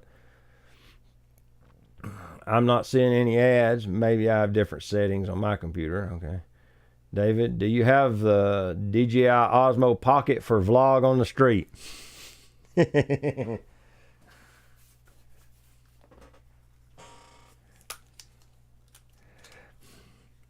I have the OG DJI Osmo Action Gen 1. Every video I've shot for the past probably 2 years has been with this action camera. With a little bit of footage interspersed from my other cameras, like my iPhone. I've caught a little bit of footage with my iPhone at times. I've got a little bit with the Z50. I did use the Z50 for vlogging for about a year. And it proved to be too cumbersome. So that's why I quit trying to vlog with the Z50. Originally, that's why I bought it, was for a vlog camera. Because I put a shotgun mic on it and a little tripod I've got. I have a little tiny tripod, but I have since simplified the process. And this is that Ulanzi grip that has the tripod in the handle, and it extends to pretty big. Plus, it's a ball head, so you can level the camera when it's not sitting on dead level surfaces, which is really nice. So, you set it on a power box or something, and the top of the box is sloped. You can re-level the camera for the dialogue shot, or if you're wanting to film an intersection or something. This little thing works really well, and it's a quarter 20 tripod mount on top of it, so I can take the GoPro off and put whatever else I want in its place if I wanted to. But yeah, I've been running this Gen 1 Osmo Action, and it works. It works really well. It's not as good as the newer ones, and I've had to learn how to work around some problems that it has. Like it doesn't understand exposure, and how, like, if you're standing in the shade and the sun's in part of the frame, it'll lower the exposure to try and get that bright sunny part to be properly exposed. And when it does, it makes the shadows black and you're in the shadows. So I've learned some tricks about where I need to position myself to get good video with it, and it works. But yeah, I've been using this for years now, and this little camera produces wonderful results. I've been surprised. I've went through several batteries so far. I've used it so much I've wore batteries out. But yeah, and it's simple enough.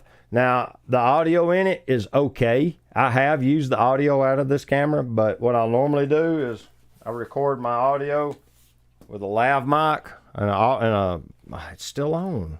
At least it ain't recording. But I need to charge the batteries now. Go ahead and pull that cover off so I don't forget.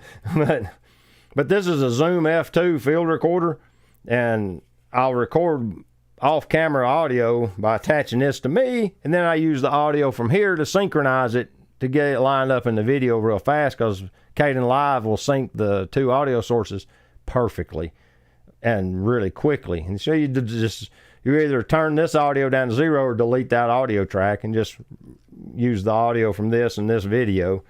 That's how I've been doing it. And that gives me off-camera audio.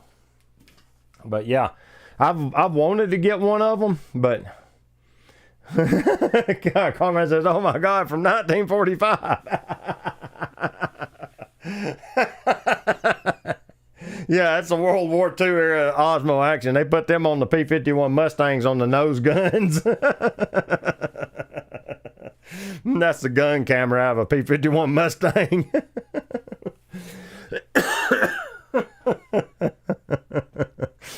But yeah, that's what I've been filming on.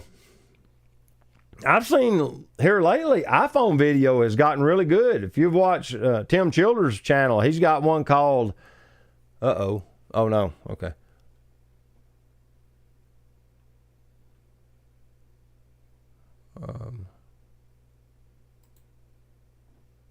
It's still off. Okay. Something happened with my stream, but it's still up and running. It brought up a window for some reason. I don't know what happened there. Your video secrets are out now.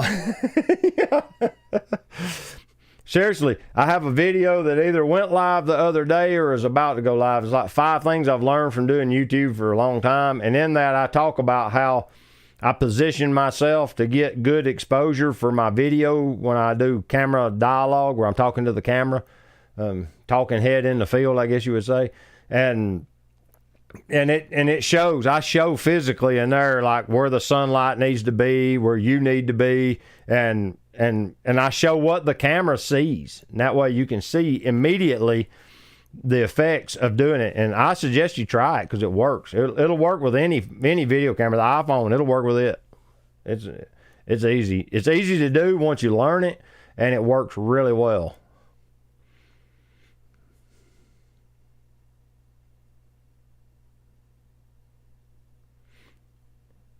Randall says Laura Farms uses an iPhone for her YouTube videos, and they're excellent quality. Yeah, Tim's got one. I can't remember the name of the channel because it's a sentence. You guys help me out here. He's got the New Retired Me. That's his big channel. Yeah, okay. So, yeah, it's already posted. Yeah. And then he's got his Tim Childers Photography, and then he's got this other third channel where he's doing stuff with the whole thing is filmed on his iPhone only. I can't remember the name of the channel. I'm subscribed and notified, so I get the notifications. It's like Life in Motion Diaries or something to that effect. But the whole thing's filmed on his iPhone. Every bit of it. And he's been doing a lot of videography tutorials or self-learning. He's teaching himself videography by doing that channel. And he does a video a day. He's doing dailies with it. So he's been busy.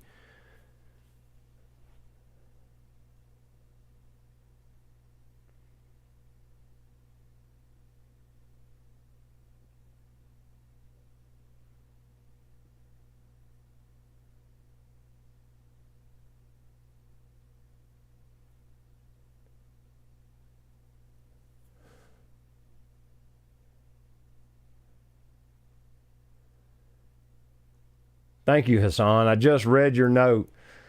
Dude, you're really going to sink the hooks.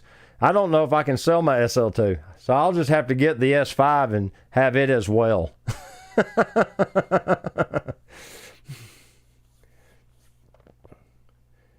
Roy, you're in the house. Okay, I said this earlier, but I'm going to say it again now that you're here to hear me. Thank you for the coffee donation. You became a coffee enabler the other day, and I found it when I checked my PayPal account. Thank you for the donation. I really appreciate it.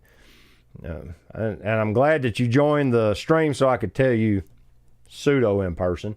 The fact that you're on the other side of the planet makes it a little more difficult, but at some point I'm going to try to get to the land down under and do some photography and maybe see the sights, and hopefully I can link up with at least one or two of the people I know from down there through this channel, you being one of them. If I can make it work, I want to see seriously if I can make that happen. I have plans to go back to England and look up, now look at me, I can't remember his name now. See his face. Everybody in this chat watches him. Martin Castine. I want to do street photography with Martin, and I just haven't done it yet. Nikon registered 2 cameras, I believe. Yeah, and everybody's speculating hard that their new D500 replacement is going to be one of them.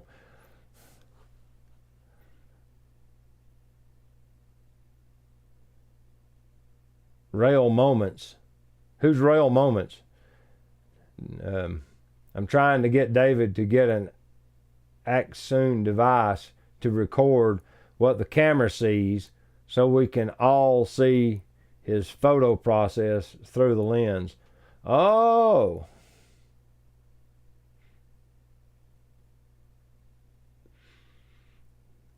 Now I think I know. That's Ray's friend. He's got a channel where he films railroad stuff. They have a live cam shining on a railroad track, if I remember right. Is that right, Ray? Don't y'all have one? Of course, I was in the wrong account on my phone, so I commented from the Rail Moments account. Okay. That's what that thing is for. Okay. I was like, I don't need a radio transmitter to send my video signal somewhere. I'm recording it in the camera.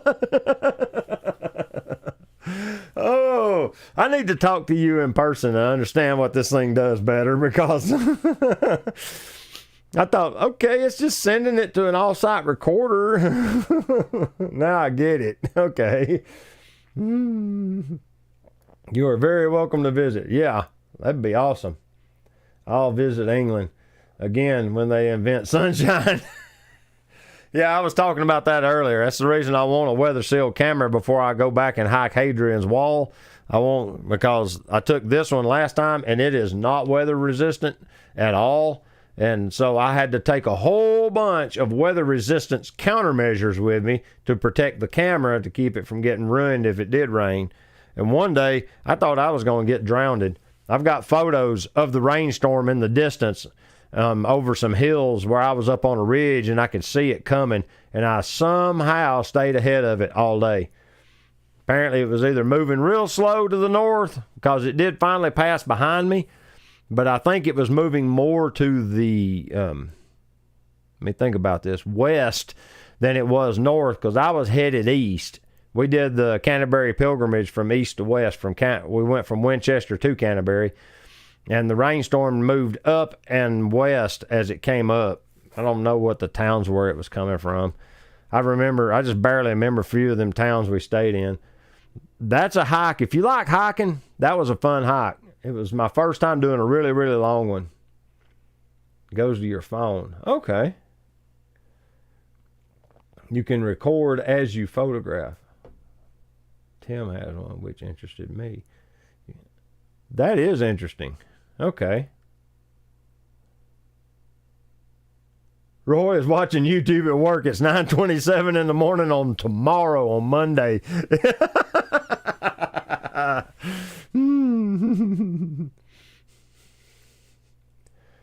Albert's in the house. Hey, thank you for jumping in, Albert.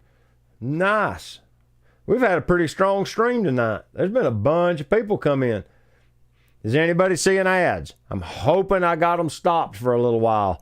I turned them off again. So, and it asked me if I wanted to shut down the ads, so I shut down the ads. So maybe now we're not seeing ads.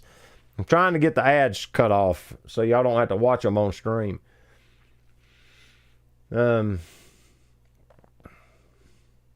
me see if I missed something. I probably did, because this chat's been going crazy.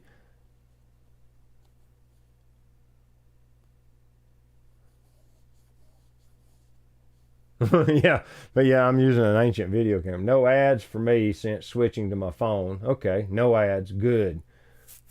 Finally got them stopped, I think. No ads in New York. Nice. And if you're new and you stepped in and you haven't hit the like button, do that. I'm going to get that said.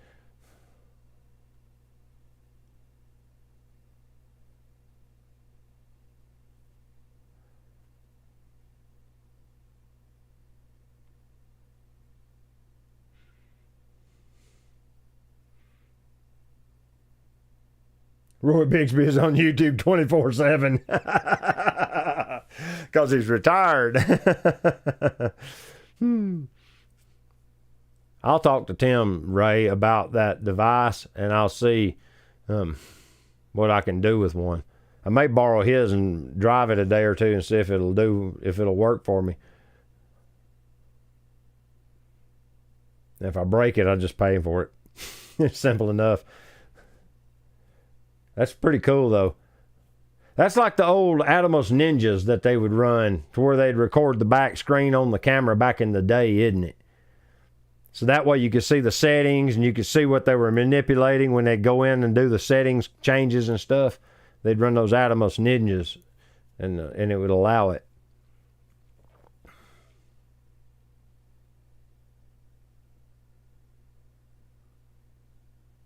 Yeah. Yeah, that's what I was going to talk about primarily tonight.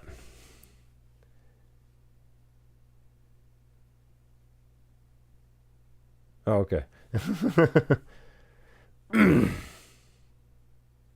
Same concept, but straight to your phone.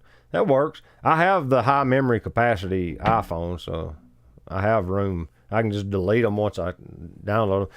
Something I've learned about Linux. This is an Apple iPhone. And with a Windows computer, when I plug this in, it doesn't really see it. It's not cross-compatible. But with the Linux Mint operating system, I can plug this phone straight into this computer, and it sees the photos section as a hard drive folder. And I can literally just go in there and copy them out. Now, it organizes them in an odd way. And you have to kind of figure out what you're looking for. What I wind up doing is I go into the photos and I look at the EXIF data of an image and figure out what the file name is, and then I can find them easily in Linux and copy them. I just drag them out and copy them over to the hard drive on the computer. Works so well because I've got a little widget that allowed me to do it on a Windows computer, which is nothing more than an SD card reader that plugs into the lightning port on the phone. And then I would literally just plug an SD card into it, and you can see this you can save to files and folders, and you can pick this card from that list, and I could just copy and paste them. Then I'd plug this in the computer and download them. That was how I would get them out of my phone before. But now I can just plug the phone straight into the computer. That's pretty sweet. One more check mark in the box for proponent for Linux.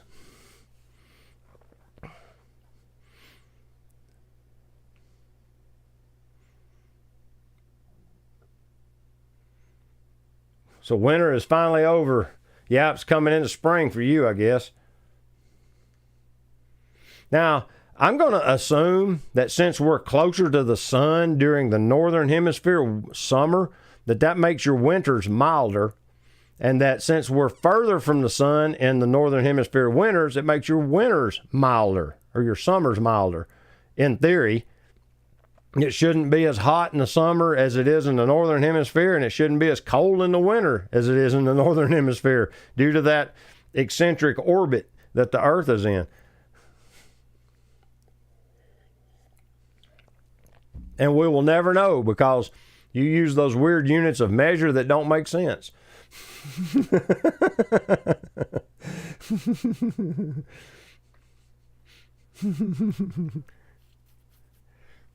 You ever watch there's a YouTuber called the Fat Electrician.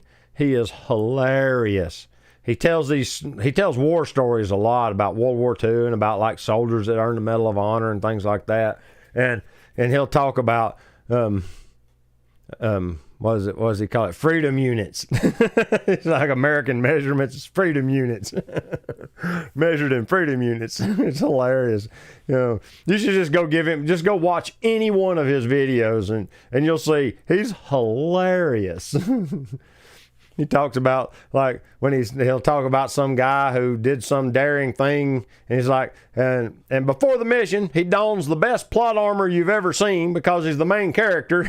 He talks about how he goes and he does his mission and walks away without a scratch, like, and he dons is the best plot armor you've ever seen.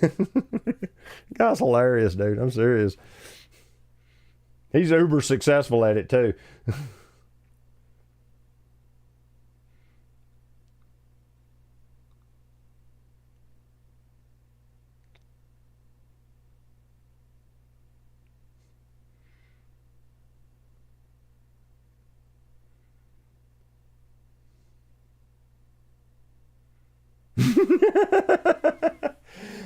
I gotta laugh at that, Hassan, because that's funny. Hassan says, I thought about getting the Axoon. It's a recorder that dumps the video feed to your phone memory card and creates a file, if I'm understanding Ray right, for starting a channel. But I'm such an introvert, just talking about it makes me nervous. Starting a channel is kind of a bold step. It takes you a while. Like even today, filming out in public, at times I will get a little nervous doing it. Vlogging to the camera in a public space, I still prefer that there not be anybody around.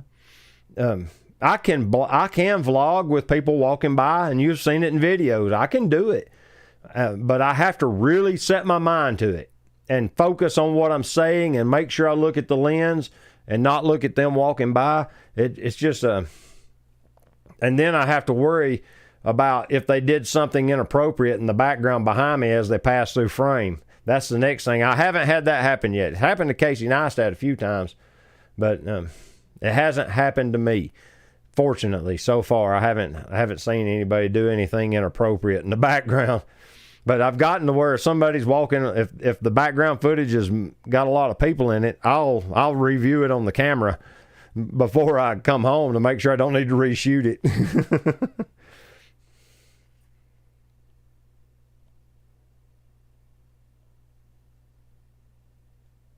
Oh, we are. Okay, so it's worse in the winter and summer than it is in... I thought it was the other way around. Okay. Well, then I won't move down there then. Okay.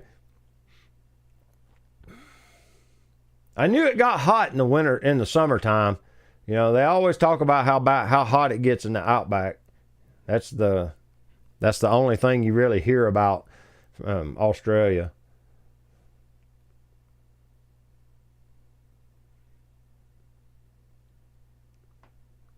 Now, Hassan, you could look up a YouTube channel called This Old Tony, and that's his channel name, and he's a home shop machinist, okay, and I don't think he has ever shown his face on camera.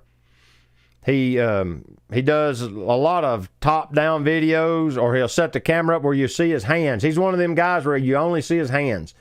And he's got a pretty funny dialogue when he talks. He writes a script. You can tell he goes to trouble to writing a script, and he has a lot of camera tricks that he's learned to do with his editing software. Like when he saws bar stock, he'll do stuff with like he'll use something silly, like he gets out a feather and he'll touch it and it'll break the bar in two at the scribe line, because where you cut and splice footage. He does it really well too. He's really good at it.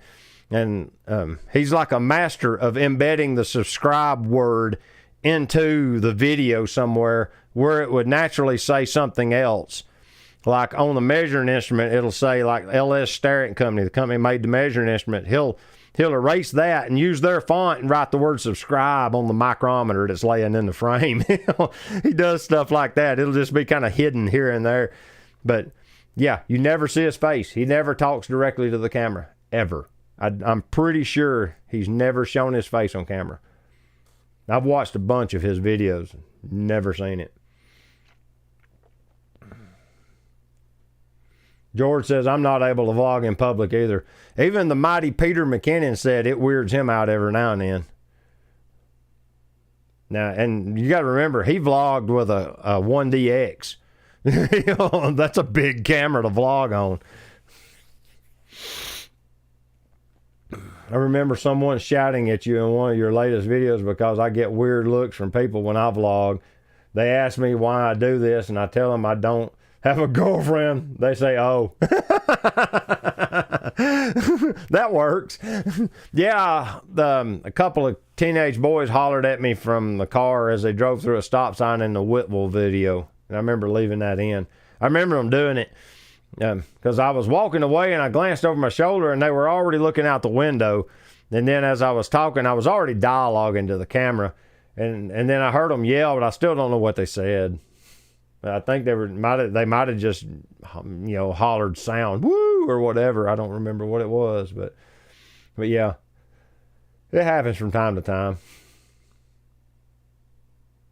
Last summer it hit 45 degrees centigrade. What is that in freedom units? That's hot, dude. That's way up there. We're going to convert that right now. Let's see what that turns into. That's 113 degrees Fahrenheit. Oh my God, no way. 10 to 15 centigrade isn't bad. It gets that cold here. We get down, let's see here, was it, is it 0C is 32 degrees Fahrenheit. So 10 would be like 45 or 50. That ain't bad at all.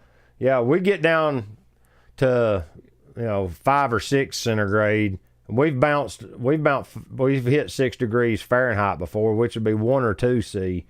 It gets cold here and that's in North Georgia. Further north you go, I'm sure it gets a lot worse closer you get to Canada. 45 is like 200 degrees. That's certain death. That's what it is. Yeah, don't go outside.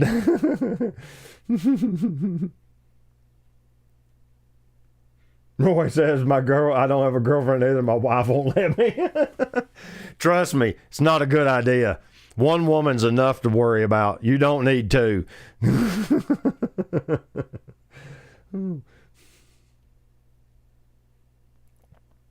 Just now, I took a big step forward in modifying the custom 6x7 medium format camera to work with all the lenses and focal lengths used using the Bronica S2 Nikkor lenses. Wow.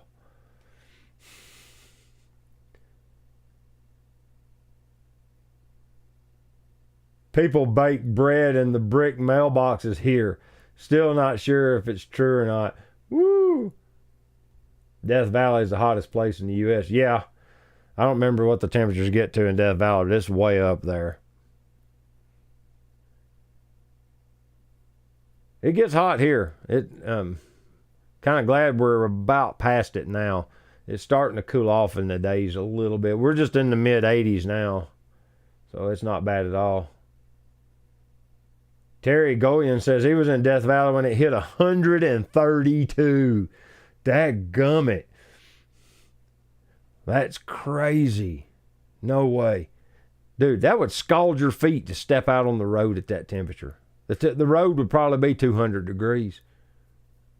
That's crazy.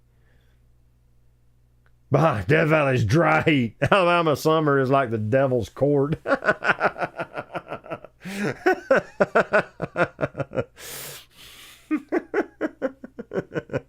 You guys kill me.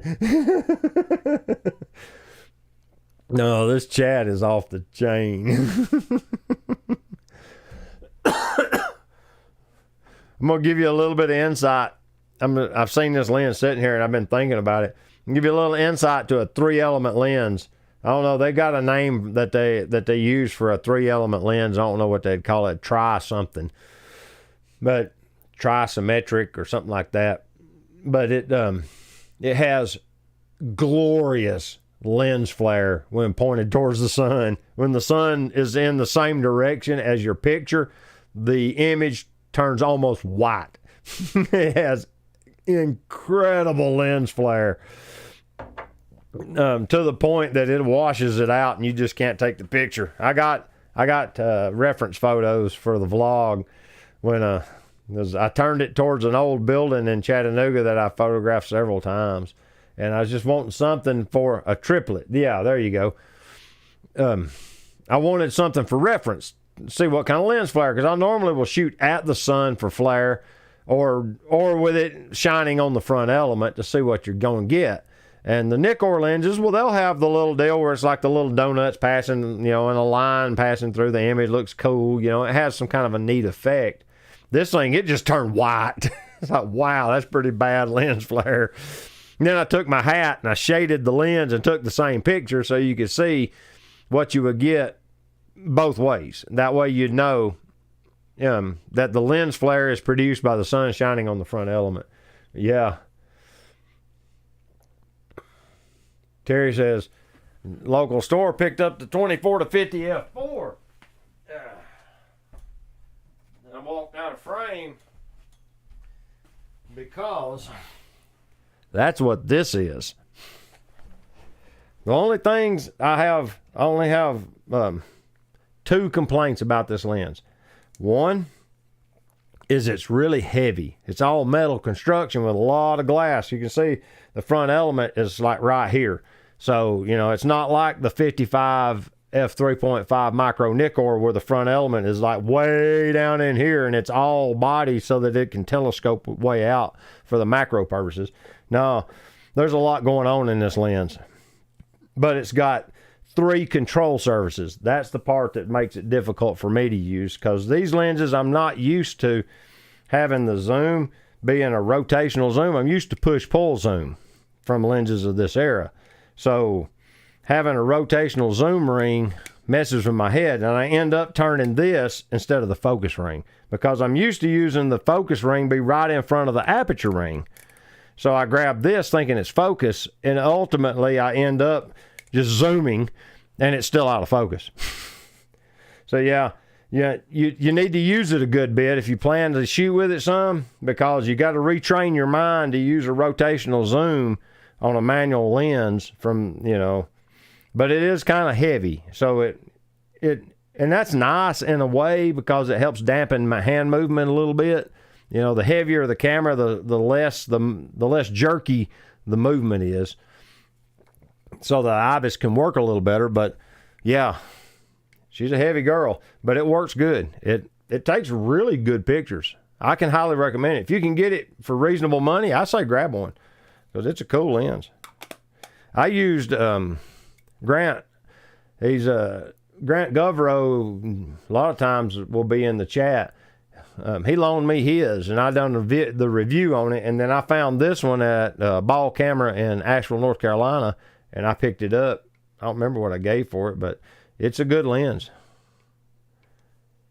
Supposed to be very sharp. It is. And it's nice that it goes to 25 millimeters and it's full frame. Of course it is, because it was for a 35 millimeter camera. So 25 to 50 is kind of like the street photography focal range. You got 24 or 25, you got 28, 35, and 50. Of course, they mark 40 on here as well. Not many people shoot 40, but all of the common street photography focal lengths is packaged in this lens. That's the reason I got it. I thought, man, that'd make a great street lens, but I need a full frame camera to run it on, because now if I put it on the CL, it's like a 37 to 75 or something. You know, the effective field of view looks like that. So I need to back up some if I run that thing. And that's why I just run the 35 on the CL. But yeah, they're cool lenses. I highly recommend them. It's a fun lens. It really is. Lens ghosts. Yeah, like the whole thing is a ghost. Haven't found a push-pull zoom I didn't hate yet.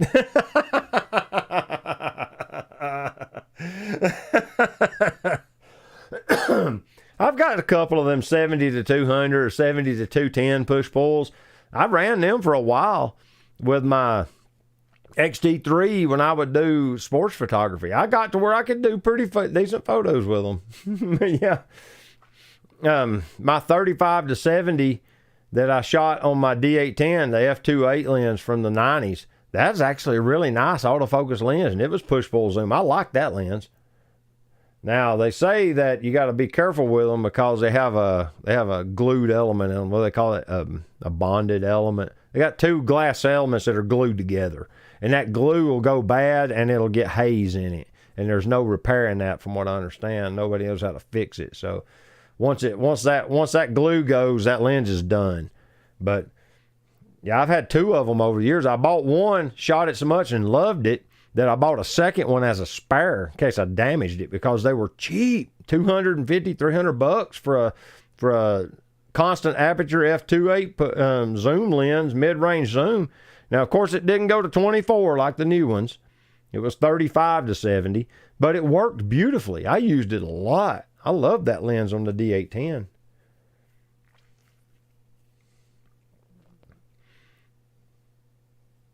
Does 175 seem fair? I don't remember what I paid for mine. I want to say I gave 150 for this one, so that sounds about right. Yeah, they will probably come down to 150 with cash dollars. Yeah, I mean, I'm pretty sure I gave 150 for this one. Don't remember for sure, but it was about that. So yeah, that sounds about right. Especially for the old AI or AIS. Let me see if this is which one. This is AI. Because it has the aperture control, but it doesn't have the right color on the aperture numbers. The AIS, they changed the numbers on the aperture, and there'll be a cutout right here. Well, it is an AIS because it has the plunger for the it's the plunger that tells it's an AIS lens. I don't remember what that means. Auto indexing. Yeah. I like the 35 to 70 AI 3.5 variant. It's sharp, small, and light. Wow. I got like a 35 to 105? It's a little tiny zoom. That's an old AIS or AI lens. And I like it on the CL because it's like a fairly long lens, but it's tiny.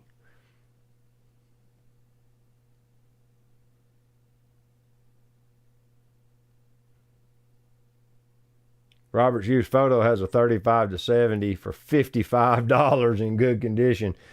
If it takes photos, that's okay. I'd make sure it didn't have haze in it. If it's got haze in it, don't bother. You can't get it out of it from what I understand, especially that bonded element. Yeah, mine was an AFD. Well, it was either an AF or an AFD. I don't know. Yeah, because it was autofocus. Screwdrive autofocus. That's AF series. I don't know if it had the distance function in it or not. But yeah, most of y'all probably know this, but there's a little cut in the back of the lens mount on Nikon lenses, and it's right here by the pin latch for the lens. There's a little divot machined in it. That tells the cameras from the 80s, probably into the 90s, that this is an AIS series lens. That little divot is for a plunger, a pin that talks to the camera so the camera knows what generation this lens is and that it has the functionality to do that. And then there's a cam surface right here on the aperture ring that captures a little lever on the camera so that it knows what the aperture is, what it's set at on the camera. Now, this still also has the pin. This is for the older cameras, for the Nikon F, maybe F2, maybe. They had a pin that the aperture picked up, and that's how it measured the auto indexing functionality. But the later ones, it picked up on this cam that's on the edge of the aperture ring. It's just a little surface sticks up. The older lenses didn't have this surface. And Nikon would AI your lenses for a small fee, and all they did was change the aperture ring. But yeah, those are the two most notable features. And they changed the colors of the paint on the numbers. And it's not hard to look around on the web, and you can find the numbers of the highest aperture, and a lot of them have different numbers for all of them. But like AIS, I think the highest aperture is red. I'm pretty sure it's red. I can grab a different lens. Like this one here is probably the right era. Let's look and see. No, because this one's got a bluish green 32. That's an AI. Well, of course, I ain't going to be able to find one right away because they're all put away. What about this one? This 24. This one has an orange F22. I bet it's an AI. Yeah, this one doesn't have the divot machined in it. This is just an AI lens, this 24 millimeter. So yeah, that's just some little bit of info that you, but like I said, most of y'all probably already know all that. That's stuff that you go down the rabbit hole of Nikon on if you shoot Nikon very long. Balsam glued elements. Yeah, and that glue fails over time. It's a pretty known problem with that 35 to 70. It's kind of known for it. So watch out for that if you're buying one. Make sure it has no haze in it because that's that glue failing.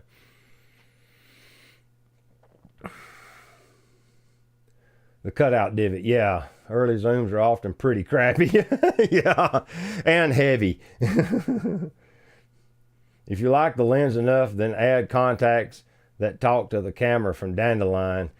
I actually still have one of those. that hasn't been used yet. I have a lens. I have a 200 millimeter f4, and I think my 28 AIS. I'm pretty sure I put one of those and glued them on each one. Does he still sell them on eBay? Because I still have one that's unused, and the information sheet on how to program your DSLR so it'll use it.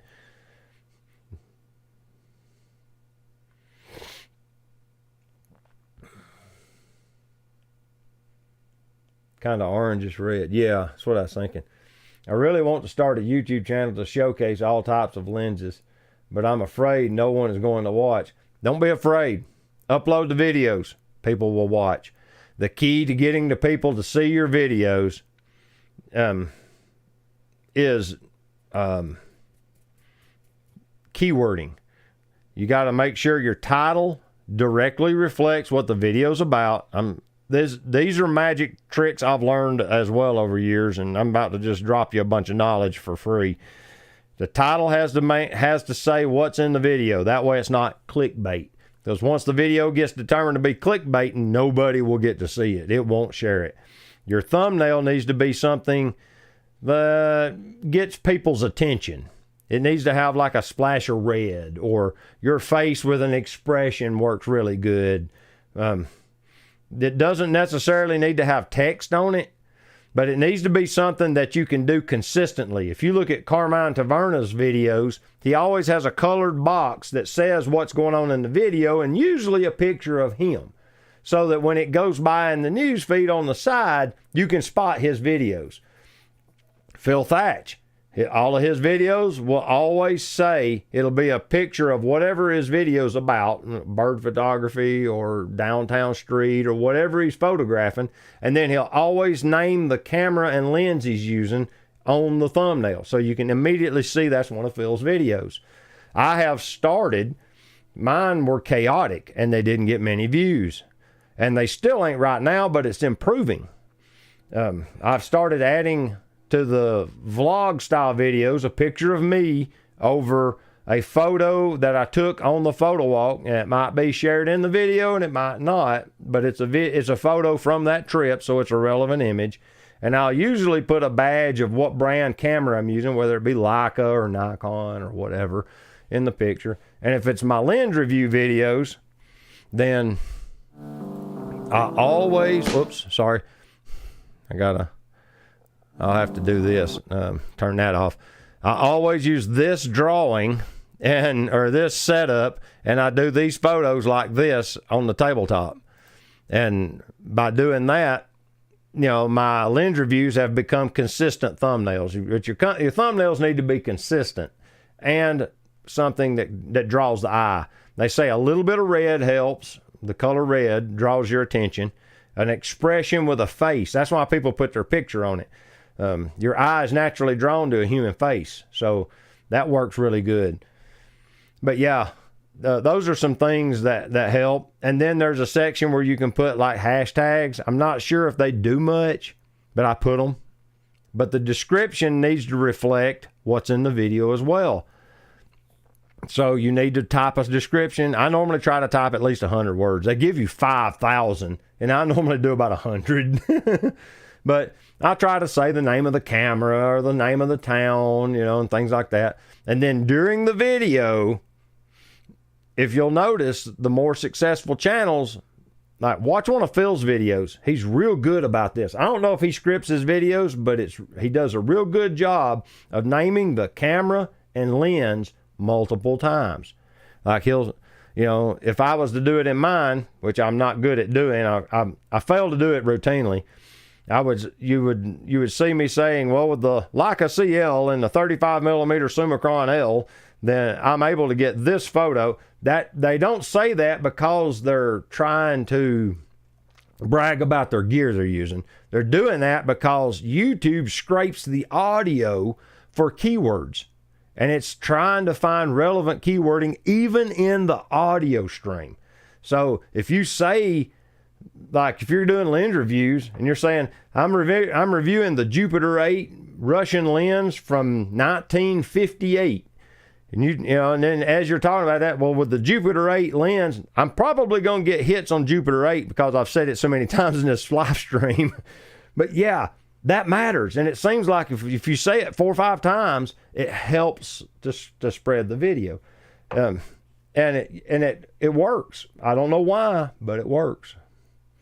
But they say it's just because YouTube is nothing more than a search engine powered by Google in the background to serve video content.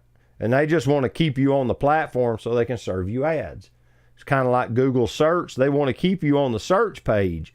So that's why they keep changing up the way the search page works, because they're wanting you to stay on Google so they can show you ads more on the sidebars. That's why they want to do this AI thing to where it shows you a written description answering your question. Say you search, does pasta have eggs in it? It'll give you a written response that tells you this kind of pasta does and this kind of pasta doesn't, so that you can still see the Google ads that they're serving you, because they get paid to show you those ads. It's brilliant on their part to do that. But yeah, there's a lot of stuff like that going on. But yeah, I say go for it.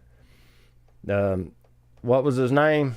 Is it the guy that did he was like Finland or somewhere, and he did the lens reviews, and he had this real soothing voice, like Matty Cilantro or somebody like that. And he done those, what do you call it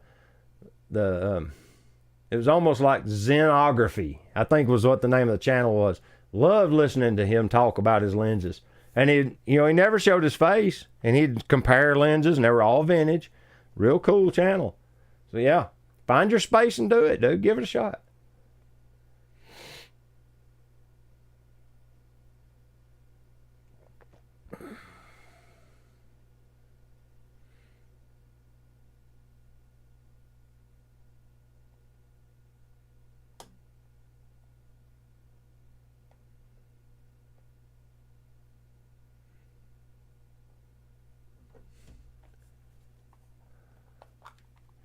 Oh, yeah, I know what you're talking about. They're talking about the 35 to 70 has a macro function. Nikon used that term loosely, okay?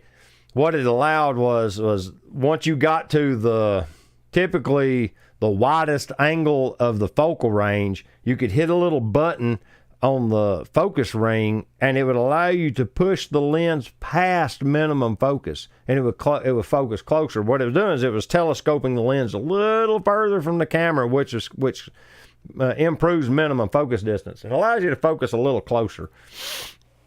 And I used it a few times to be able to get a photo. It works. It gives you some functionality. I don't think this one has it. No, this one don't have it. But usually it's in this silver band, and there'll be a button. You'll push that button, and when you turn it, it'll telescope the lens out, and it'll typically lock it in that zoom range, whatever zoom range it's in. Like usually like the 35 to 70, it would stick it in 35. I think the 70 to 210 does it, and you have to be in 70 for it to do it. But yeah, it'll allow you to focus a little closer, and it's kind of nice to have. Is it macro? No, not really. It's, 1-to-1 macro is something reserved for like the 200 millimeter micro nickel or something like that. But it does help. It gives you, it is an edge. And it was nice for them to think of that. It's kind of neat. YouTube does read the transcript by AI, yeah.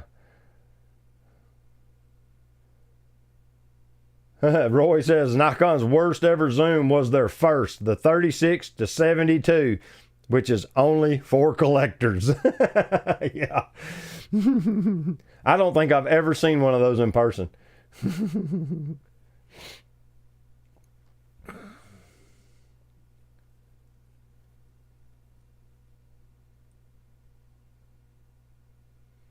C2C doing the good work. He gave a 35 to 70, a 20 f3.5, and an 80 to 200 for one of his sons to shoot on film.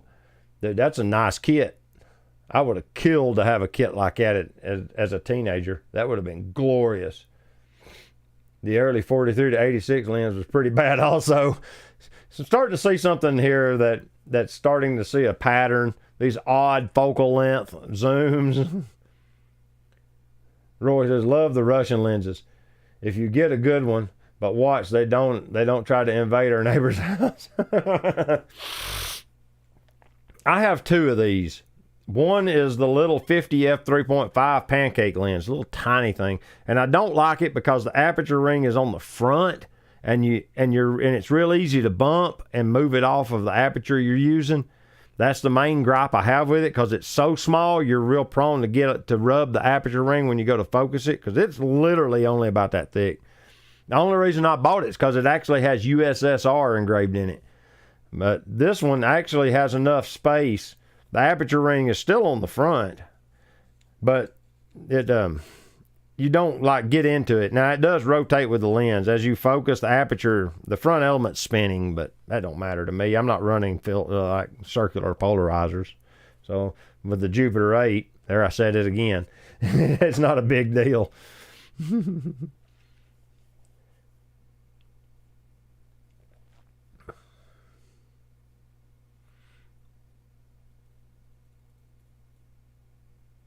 Yeah, Hassan says, I think the odd focal lengths are interesting. It's something different from the norm. Yeah, that's what I like about the 25 to 50, is it's because it's just, that's the, Noah, I don't think anybody else made one of these.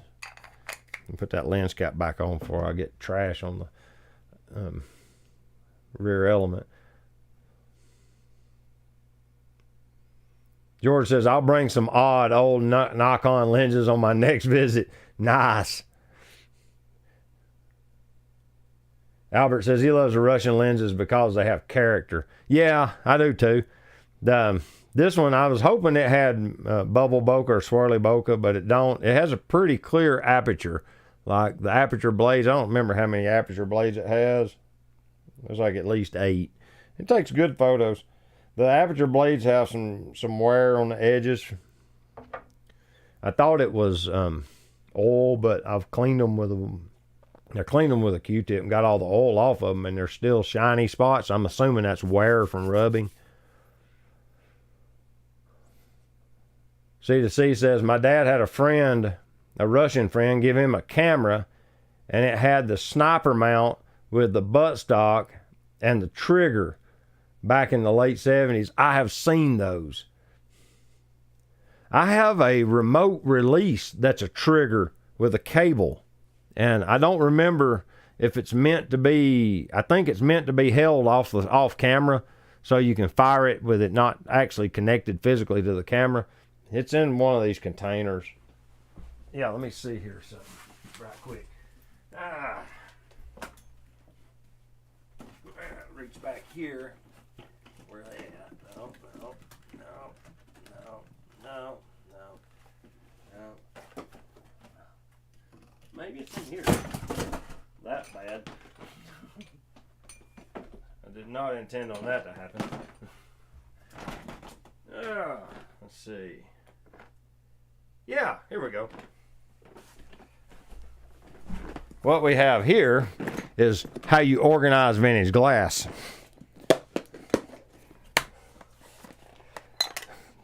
Notice how they fit perfectly. If you have a bunch of these lenses, this is a nice way to store them because it keeps the dust off of them and you can find them. All right, I'm pretty sure this is the 200. Yeah. Somebody was mentioning the dandelion adapter. I'm going to make a huge mistake here, and I'm going to focus on this. Get the camera to focus. All right, what you're seeing is that cutout, that's the dandelion adapter. I mean, I can find where the focal point is. Yeah. See, and it's got the sensors that tells the camera what it is. Yeah, I milled that slot out in this lens and glued that in with super glue, and it actually works surprisingly well on a DSLR. But you have to get that in the right spot. It comes with a little jig to locate it, but this lens was too old for the jig to work on. So I wound up marking it without the jig and then machining it. I milled this out in the milling machine to make that slot in it because this is a solid wall of aluminum. I bought this lens pretty cheap to do that too because I wanted to test these things on something that wasn't super expensive before I put it on my good lenses. And it worked so well that I wound up using this lens pretty extensively. because it does give you aperture control. Once it sees this, the camera can control the aperture because you set it to wide open, and then the camera knows what this aperture is, or you stop it all the way down. That's what you do. You stop it all the way down. And the camera, knowing that you tell it, I think this tells it it's a 200 millimeter f4. So now it knows wide open is f4, and it can actually control the aperture, and it's pretty accurate. So the only thing you didn't have was autofocus. But yeah, that worked great on the D810. I used that to great effect. I have one on it and my 28, I'm pretty sure. Yeah, they're supposed to go on like the 28. You can see here. That's the 28 AIS. See how I've added it to it? It's supposed to just glue right on the lens. And then you program it with the camera itself.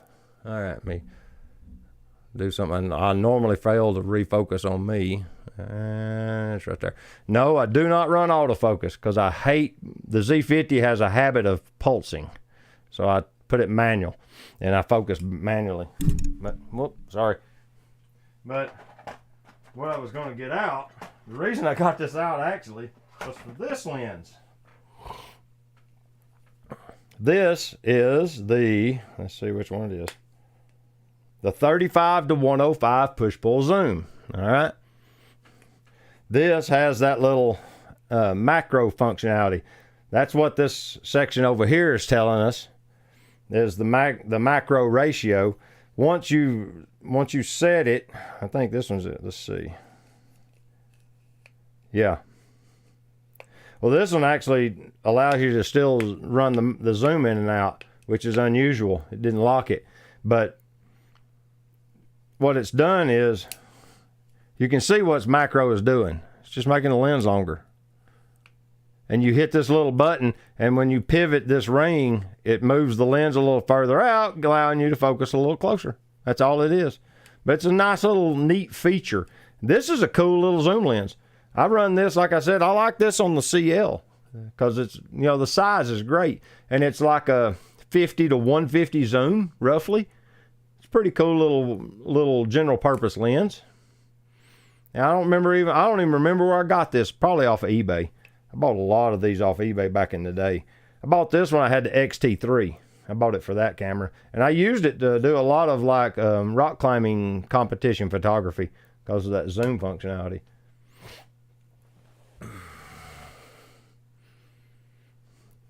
Yeah, that grinding thing. I got a little crazy with that. And where is that 105? Is it in here? No, it's in a different place. It may be in the back of that cabinet. Let's see. I don't see it up here at all. I have a 105 f4 somewhere. That's a micro nickel, or it's an AI. It's old, or it might even predate AI, but I milled it to where it would fit on a D810. You had to machine it pretty significantly to get it to work. I modified it pretty heavily. It worked though. But I bought it for like $100. So it was like, let's just give it a shot and see what happens.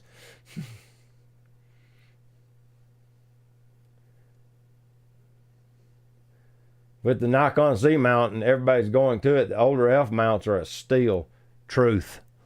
Yes, F mount glass is the deal of the century now. Especially since I think they said they finally stopped production on F mount lenses. Am I right to say that? Now, of course, third party's still making F mount stuff, but yeah, I'm pretty sure Nikon announced they were phasing out the F mount. Y'all correct me if I'm wrong.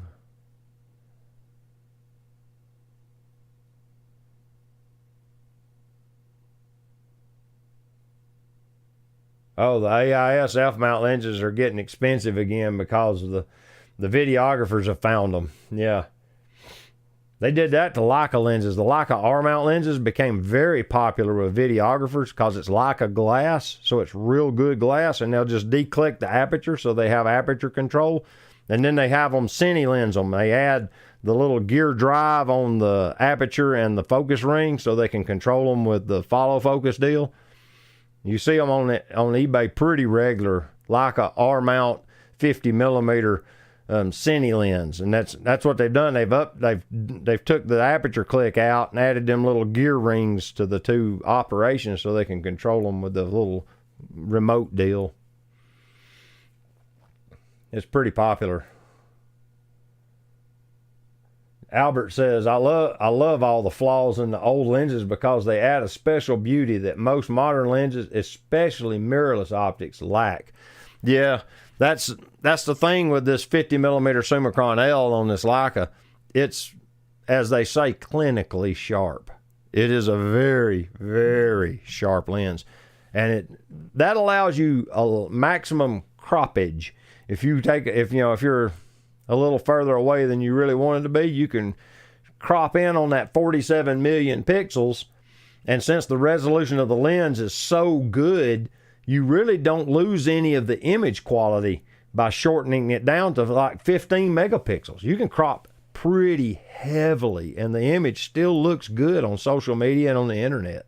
You know, it might not print real well because the resolution just ain't there anymore, but online, you can get away with some heavy hitter cropping and it still looks pretty darn good. It's pretty shocking.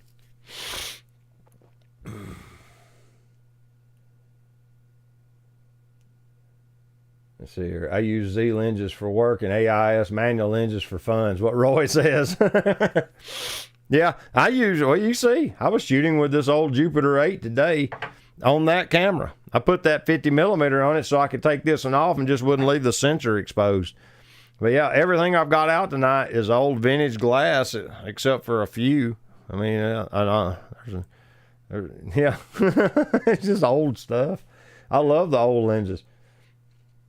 I love working with their flaws. It's fun. Get a Z9 for streaming. Why when the Z50 works so well? I just got a new capture card because my old capture card apparently burned up, and this new capture card, I don't even know what it is. I had a fancy one that before and it failed, but this one works great. I don't even have it doing the whole live stream mode, webcam mode that's in the camera. I've just got it's in standby mode on the video camera mode, and it's feeding into a capture card, and I've got that going into the computer through a USB 3 port, and that's how I'm getting my video into the computer. Now it does force me to sync the audio. Like I was saying, there's a delay between what the camera sees and what the audio hears because the audio processes faster, so you have to slow the audio down, and I think I've got 530 milliseconds of delay. So it's having to hold the audio back about a half a second so it's pretty well synced with the video. It's just something you have to do. And it's built into OBS because apparently that's a thing. And so they have the functionality in OBS to do it without it. And it's not even hard to find. It's real easy, actually.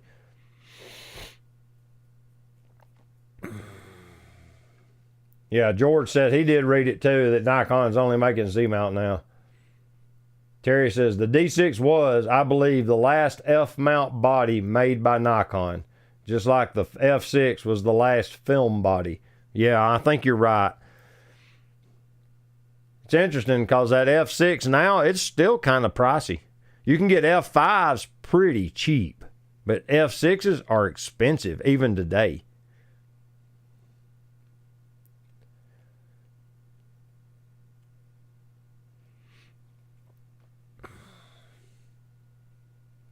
Roy says, my Z8 makes a great webcam.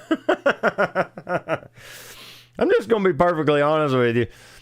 If your Z8 didn't make a great webcam, I'd send it back. That would be like a prerequisite at this point.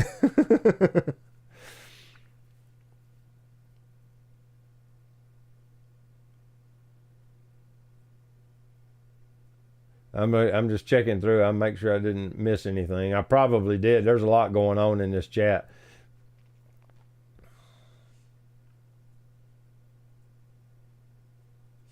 Roy said Nikon lost their way with their naming convention on the Z cameras.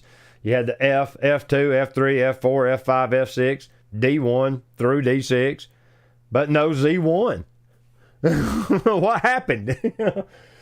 Who dropped the ball?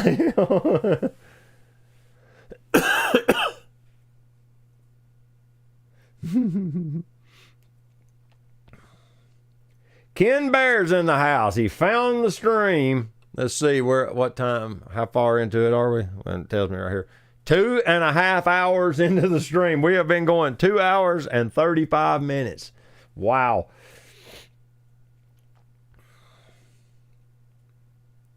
Albert and Carmine are talking about CCD cameras. I have a CCD camera. I have a Nikon D40X, and I'm pretty sure the D40X has a CCD sensor in it, and it takes beautiful photos. I shot product photography with it for a long time, and it worked great. The files aren't enormous. I don't remember. I think they're 10 megapixel, but that's a lot of pixels, especially when you're putting them on a web page.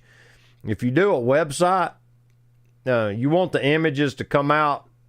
I normally don't go no bigger than 1,000 by 1,000. I try to shoot square format images for product stuff. That way it just works out better.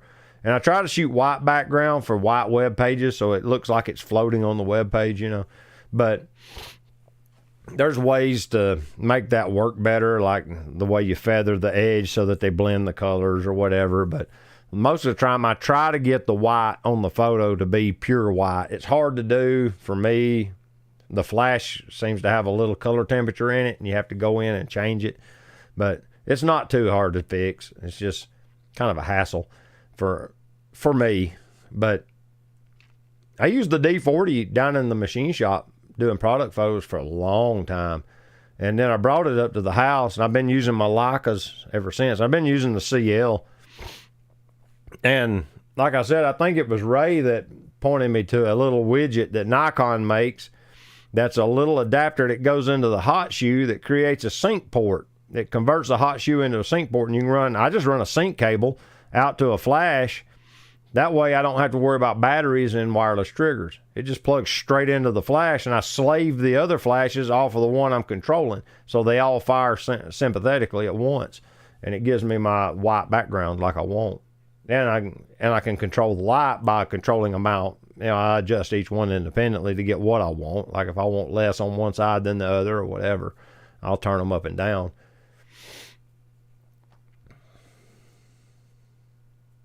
Ray says the D40X is a CCD sensor with an ISO of 200 to 1600. Yeah. And I never ran it over, I think, 400.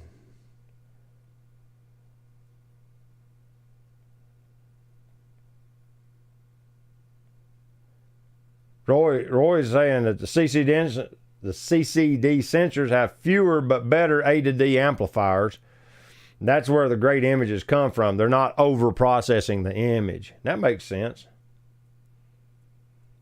David, your D40X is a CCD beautiful sensor. Never sell it.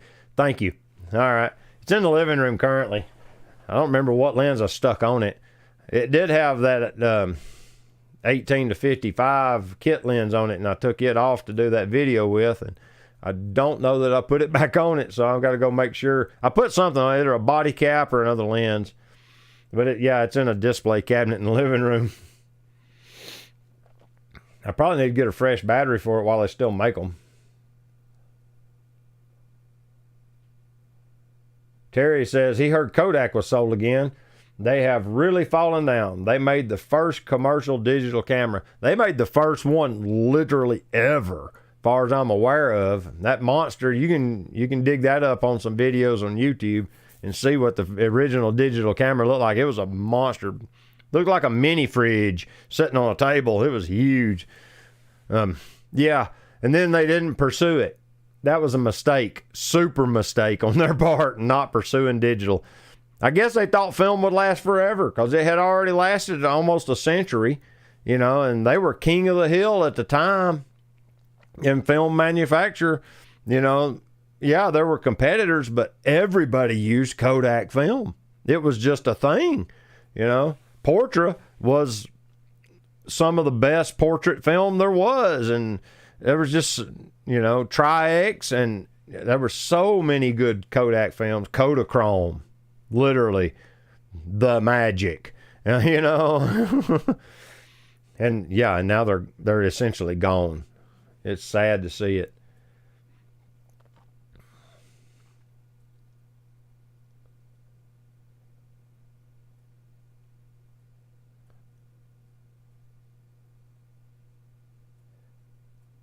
I did miss your comment about that. That's the one I used to stream the lens teardown with. I actually had it set up. It kept freezing on me. I got to figure out what's going on with the software conflict there, because it would stream for a while because I'm USBing it straight into the computer. It's got a USB port and it plugs straight in the computer. But for some reason, the video stream from that camera would lock up OBS, and I don't know why. I'm not sure what was causing that. And it might have been because it was trying to process 2 stream feeds, because I had the picture-in-picture window running in OBS. I need to play with that a little bit and figure out what was going on there, because it works really well. I like that camera. That document camera is pretty nice. And I was shocked that I was able to get one so cheap just because it was missing some accessories. And yeah, it works perfectly. I just got to figure out how to get it to not cause that locking the stream problem. I think it froze the stream at least twice during that stream. I had to reboot it 2 times to bring the stream back. That's the only thing I don't like about it. I got to figure that one issue out. Otherwise, it works beautifully. And I don't think it's the brand, because Epson, I think, is who makes it. That's a really well-loved brand in the Linux community. So I'm pretty sure that ain't the problem. I think it has to do with OBS. I just need to figure that out. And if I need to take out that sub video panel, I can do that easily. But yeah, I was glad you told me about that. That thing's awesome. George Eastman eventually committed suicide. That's so sad.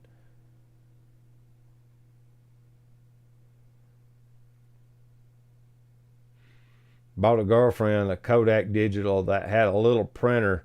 You spit out a print. That's cool. I have one of the Fujifilm printers.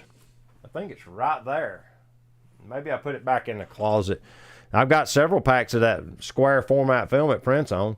I had this lofty goal back about 2018 or 2019 when I bought it, that I was going to do street photography photo walks and print prints of people and give them to them while I was on the photo walk.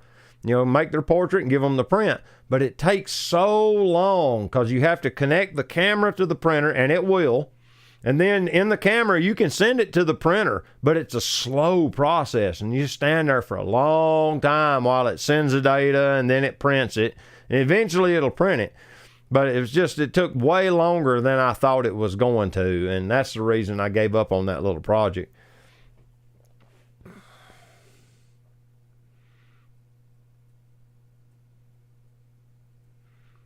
Ken says, I remember the days when Polaroid was cutting edge, really a game changer.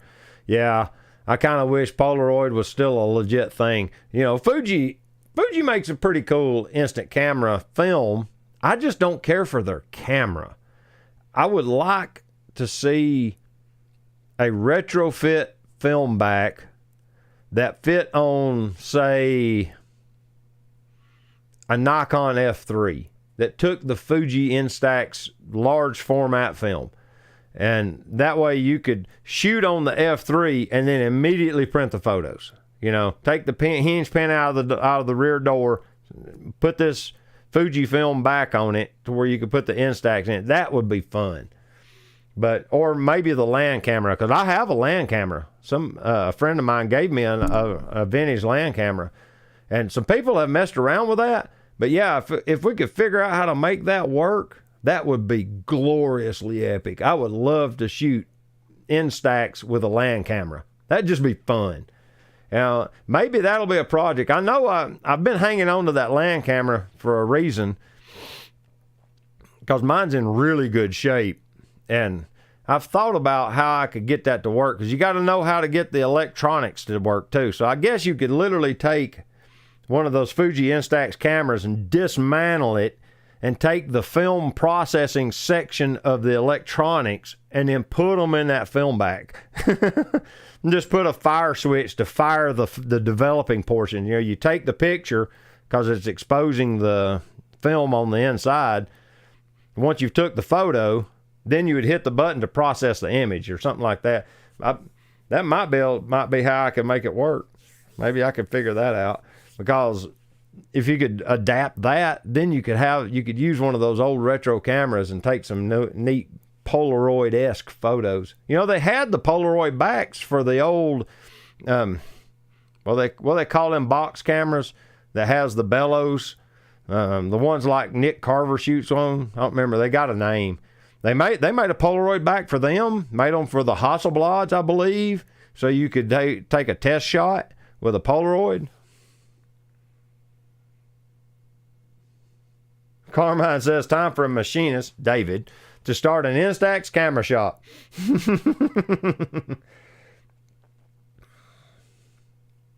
That's a noteworthy project that might actually be something fun to do. Like I made a film camera with a digital back option. Yeah, I remember that. Don't remember which camera it was. Might have been the R9, R8 or R9. You could get a digital back for it. Don't remember exactly, but I remember seeing that somewhere.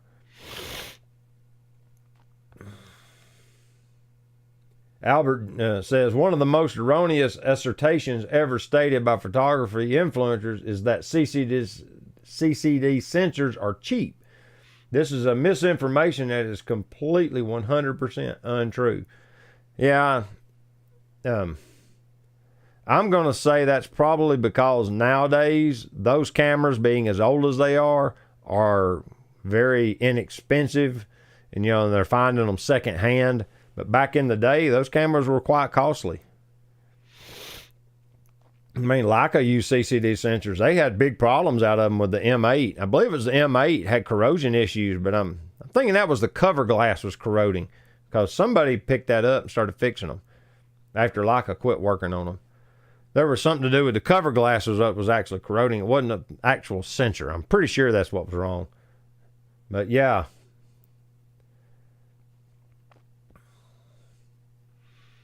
Wife still has a Nikon FE2 with a Polaroid adapter thingy on it. Ah, so they made them for them.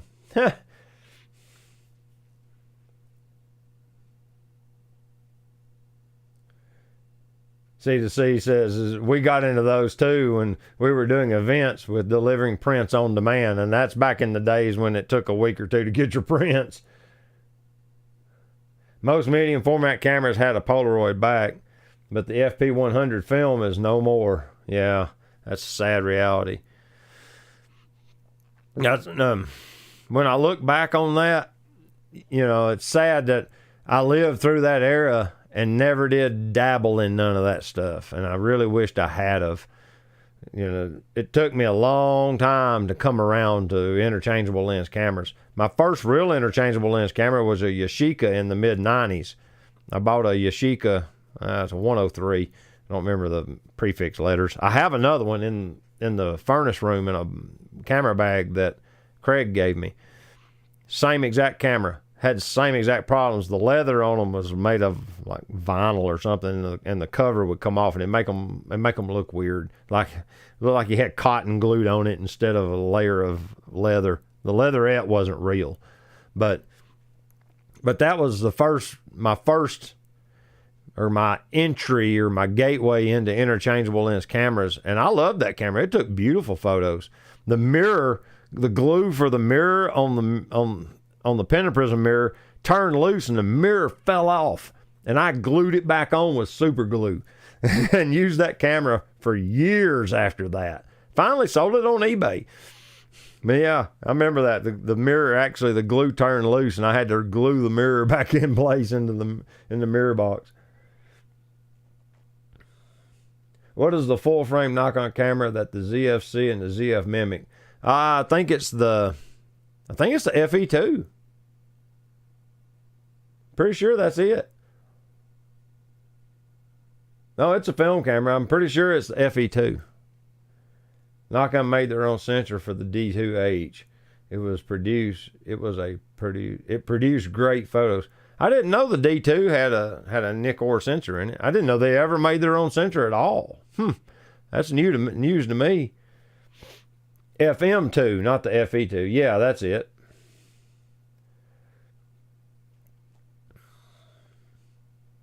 There was definitely a Polaroid back for the F3.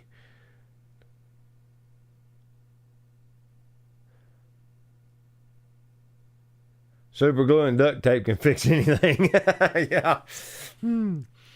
Yeah, I was in here the other day super gluing something back here. Oh, it was my iPhone case. The little plastic rail around the lens protector, the bumper had broke loose and I glued it back on. I haven't had to glue any camera gear together in a long time. I do need a new door for my F3 or F2 zoom. See this little dimple? It's got a little divot in it. If you can see it, you can see how it's got that cutout. That ain't a cutout. That's where the latch was, and it broke off. The friction of the door being on it is what's been keeping it on it. Think about putting a rubber band around it. This thing ain't but about a year old, and it works really good, and I hate to replace it because of that. Nikon made their own sensors for the D5. Sensors up to the D5. I know that like the D810, I believe, had a Tower Jazz sensor in it. And they bought sensors from Sony for a long time. A bunch of their sensors were made by Sony. Now they were Nikon spec, but Sony produced them. At least that was the impression I was under. And like, I'm pretty sure Leica doesn't make their own digital sensors. I'm pretty certain Sony's making them for them. I have zero proof of that, but Sony is like the king of the hill and sensor manufacturer, and no one has ever talked about Leica making their sensors. Not Leica, not anybody that reps for Leica, not anybody that shoots for Leica. No one has ever mentioned it that I'm aware of. Now they do have their own processor. They talk about their Maestro processors, but they never mention the sensors, so I'm assuming they're probably Sony. It might be another company. There's 2 or 3 sensor companies out there. You know, Canon makes sensors. Sony makes sensors. I guess Nikon does too. I wasn't aware of it. The Pentax 645 has the most stunning CCD digital sensor I've ever handled. And it portrays color better than any mirrorless camera ever created. Wow. That's a big camera too.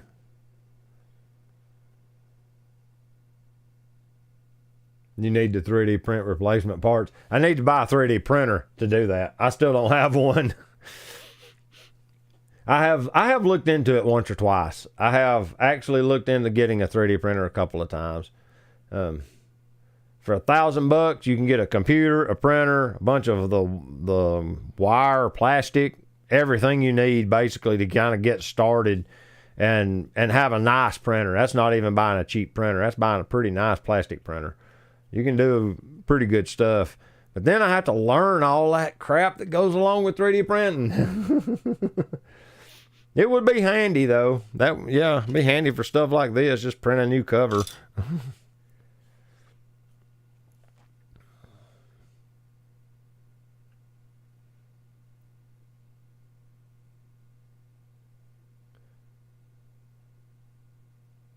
Tower Jazz sensors are awesome. Yeah. Nikon engineers actually design their own sensors to keep the design proprietary. That's what Carmine's saying. I knew that they did their own thing. Like the sensor information, like the specs on them would always be different from Sony. And Sony would always try to one-up them with a little more megapixels. I don't know how they would do it. Excuse me.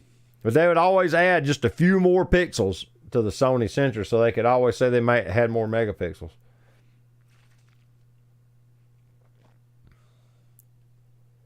Hassan says some of Leica's older sensors are from Sony, but Lumix has stated that their new sensors are not from Sony. Interesting. Supposedly TSMC makes sensors too, but I haven't seen anything about that.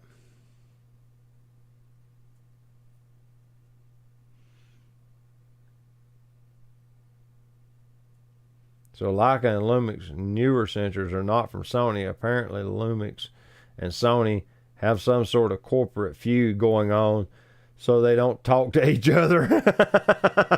Yeah, Panasonic and Sony, they're big competitors.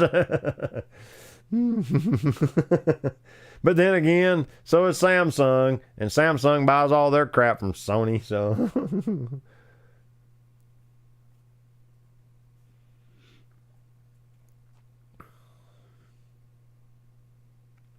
Nikon described the D2H sensor as a JFET LBCAST. Now, I know what JFET means. That's junction field effect transistor. I don't know what LBCAST has to do with. Something about laterally buried transistor array. Interesting.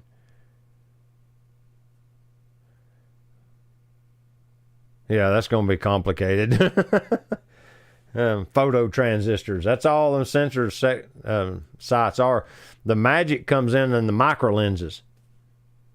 When you see how that cover glass is made that goes on that sensor, and those micro lenses that focus the light on the photo transistors, it's weird. That's some dark magic.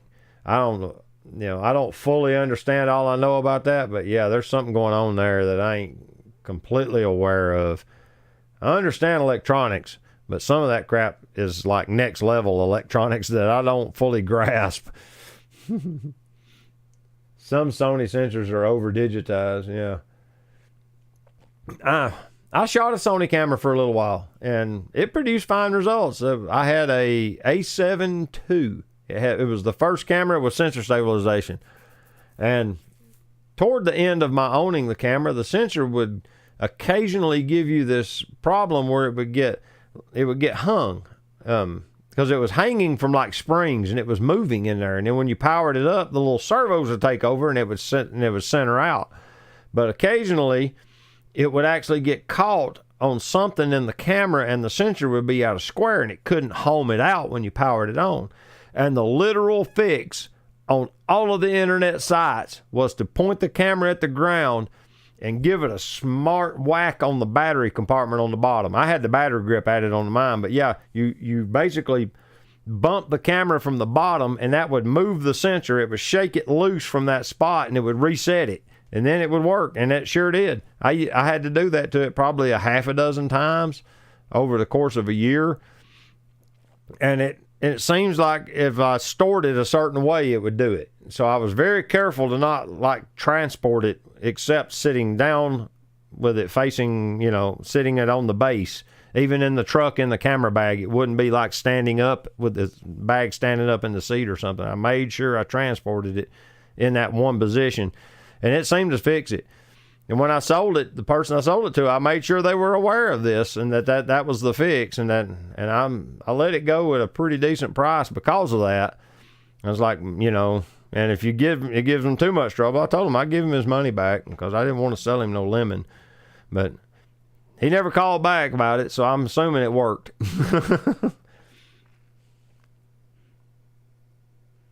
The size image sensor on the space telescope of James Webb, there are two sensors, each of 4 megapixels. They talked about that, how it was like there's way more than two. There's something like, it's an array of like iPhone size sensors, and it's a bunch of them, like 100 of them things or something like that. The way they stacked them in, but it was a bunch of them little 4x4 millimeter sensors, not 4 megapixels. The way I understood it, there was a crap ton of them little tiny sensors, and they made a giant big sensor out of that array of little ones. At least that's the way I understood it.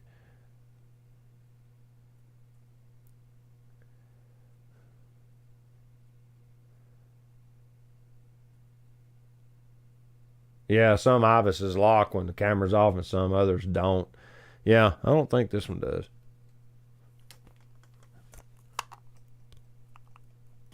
I don't know, maybe it does. I don't hear it moving in there. You could actually hear the Sony sensor jingling around when I'd power that camera off. Either the camera might have been defective. I don't know. All right. Well, it's been a lot of fun, guys. But we are literally at 3 hours on this stream. I'm going to have to go in here and get me something to eat and some water. It has been a lot of fun tonight. Yeah, 3 hours and 4 seconds as of right this moment. So this has been a lot of fun. We've had a long, good running stream. We've had a lot of information shared. We've had a lot of fun tonight. I'm kind of glad I spooled it up now. So yeah, be on the lookout for this video. For this video, there's a couple of videos of Milwaukee, Wisconsin coming up. There's a video coming up from a photo walk in Miami with Cuban rum. That's going to be a fun video. I haven't edited it yet. I have the footage imported. And then we shot one today of the Jupiter 8, but it's more of the lens review-ish kind of video. But yeah. It's I've got a lot in the queue and coming out pretty soon. So you guys have a wonderful night. Thank you so much. I appreciate all of this chatting and all the good evenings and the thanks and all of that. That's awesome. Yeah, you guys have been wonderful tonight. We've had a lot of fun. But yeah, I'm going to have to step away from the computer for a minute. I think y'all know what I'm saying. No ham talk. Can't leave yet. We'll do that in another stream. Yeah, thank you, Albert, for joining the stream and hanging out. Busy. Yeah, there's a lot to do. If you could see this table, there is literally lenses and cameras all the way across it. My pocket knife's out where I cut that box open earlier and I ain't put it up yet. Yeah.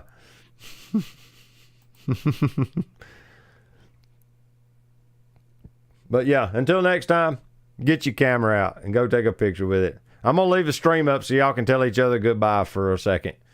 See y'all later. Bye-bye.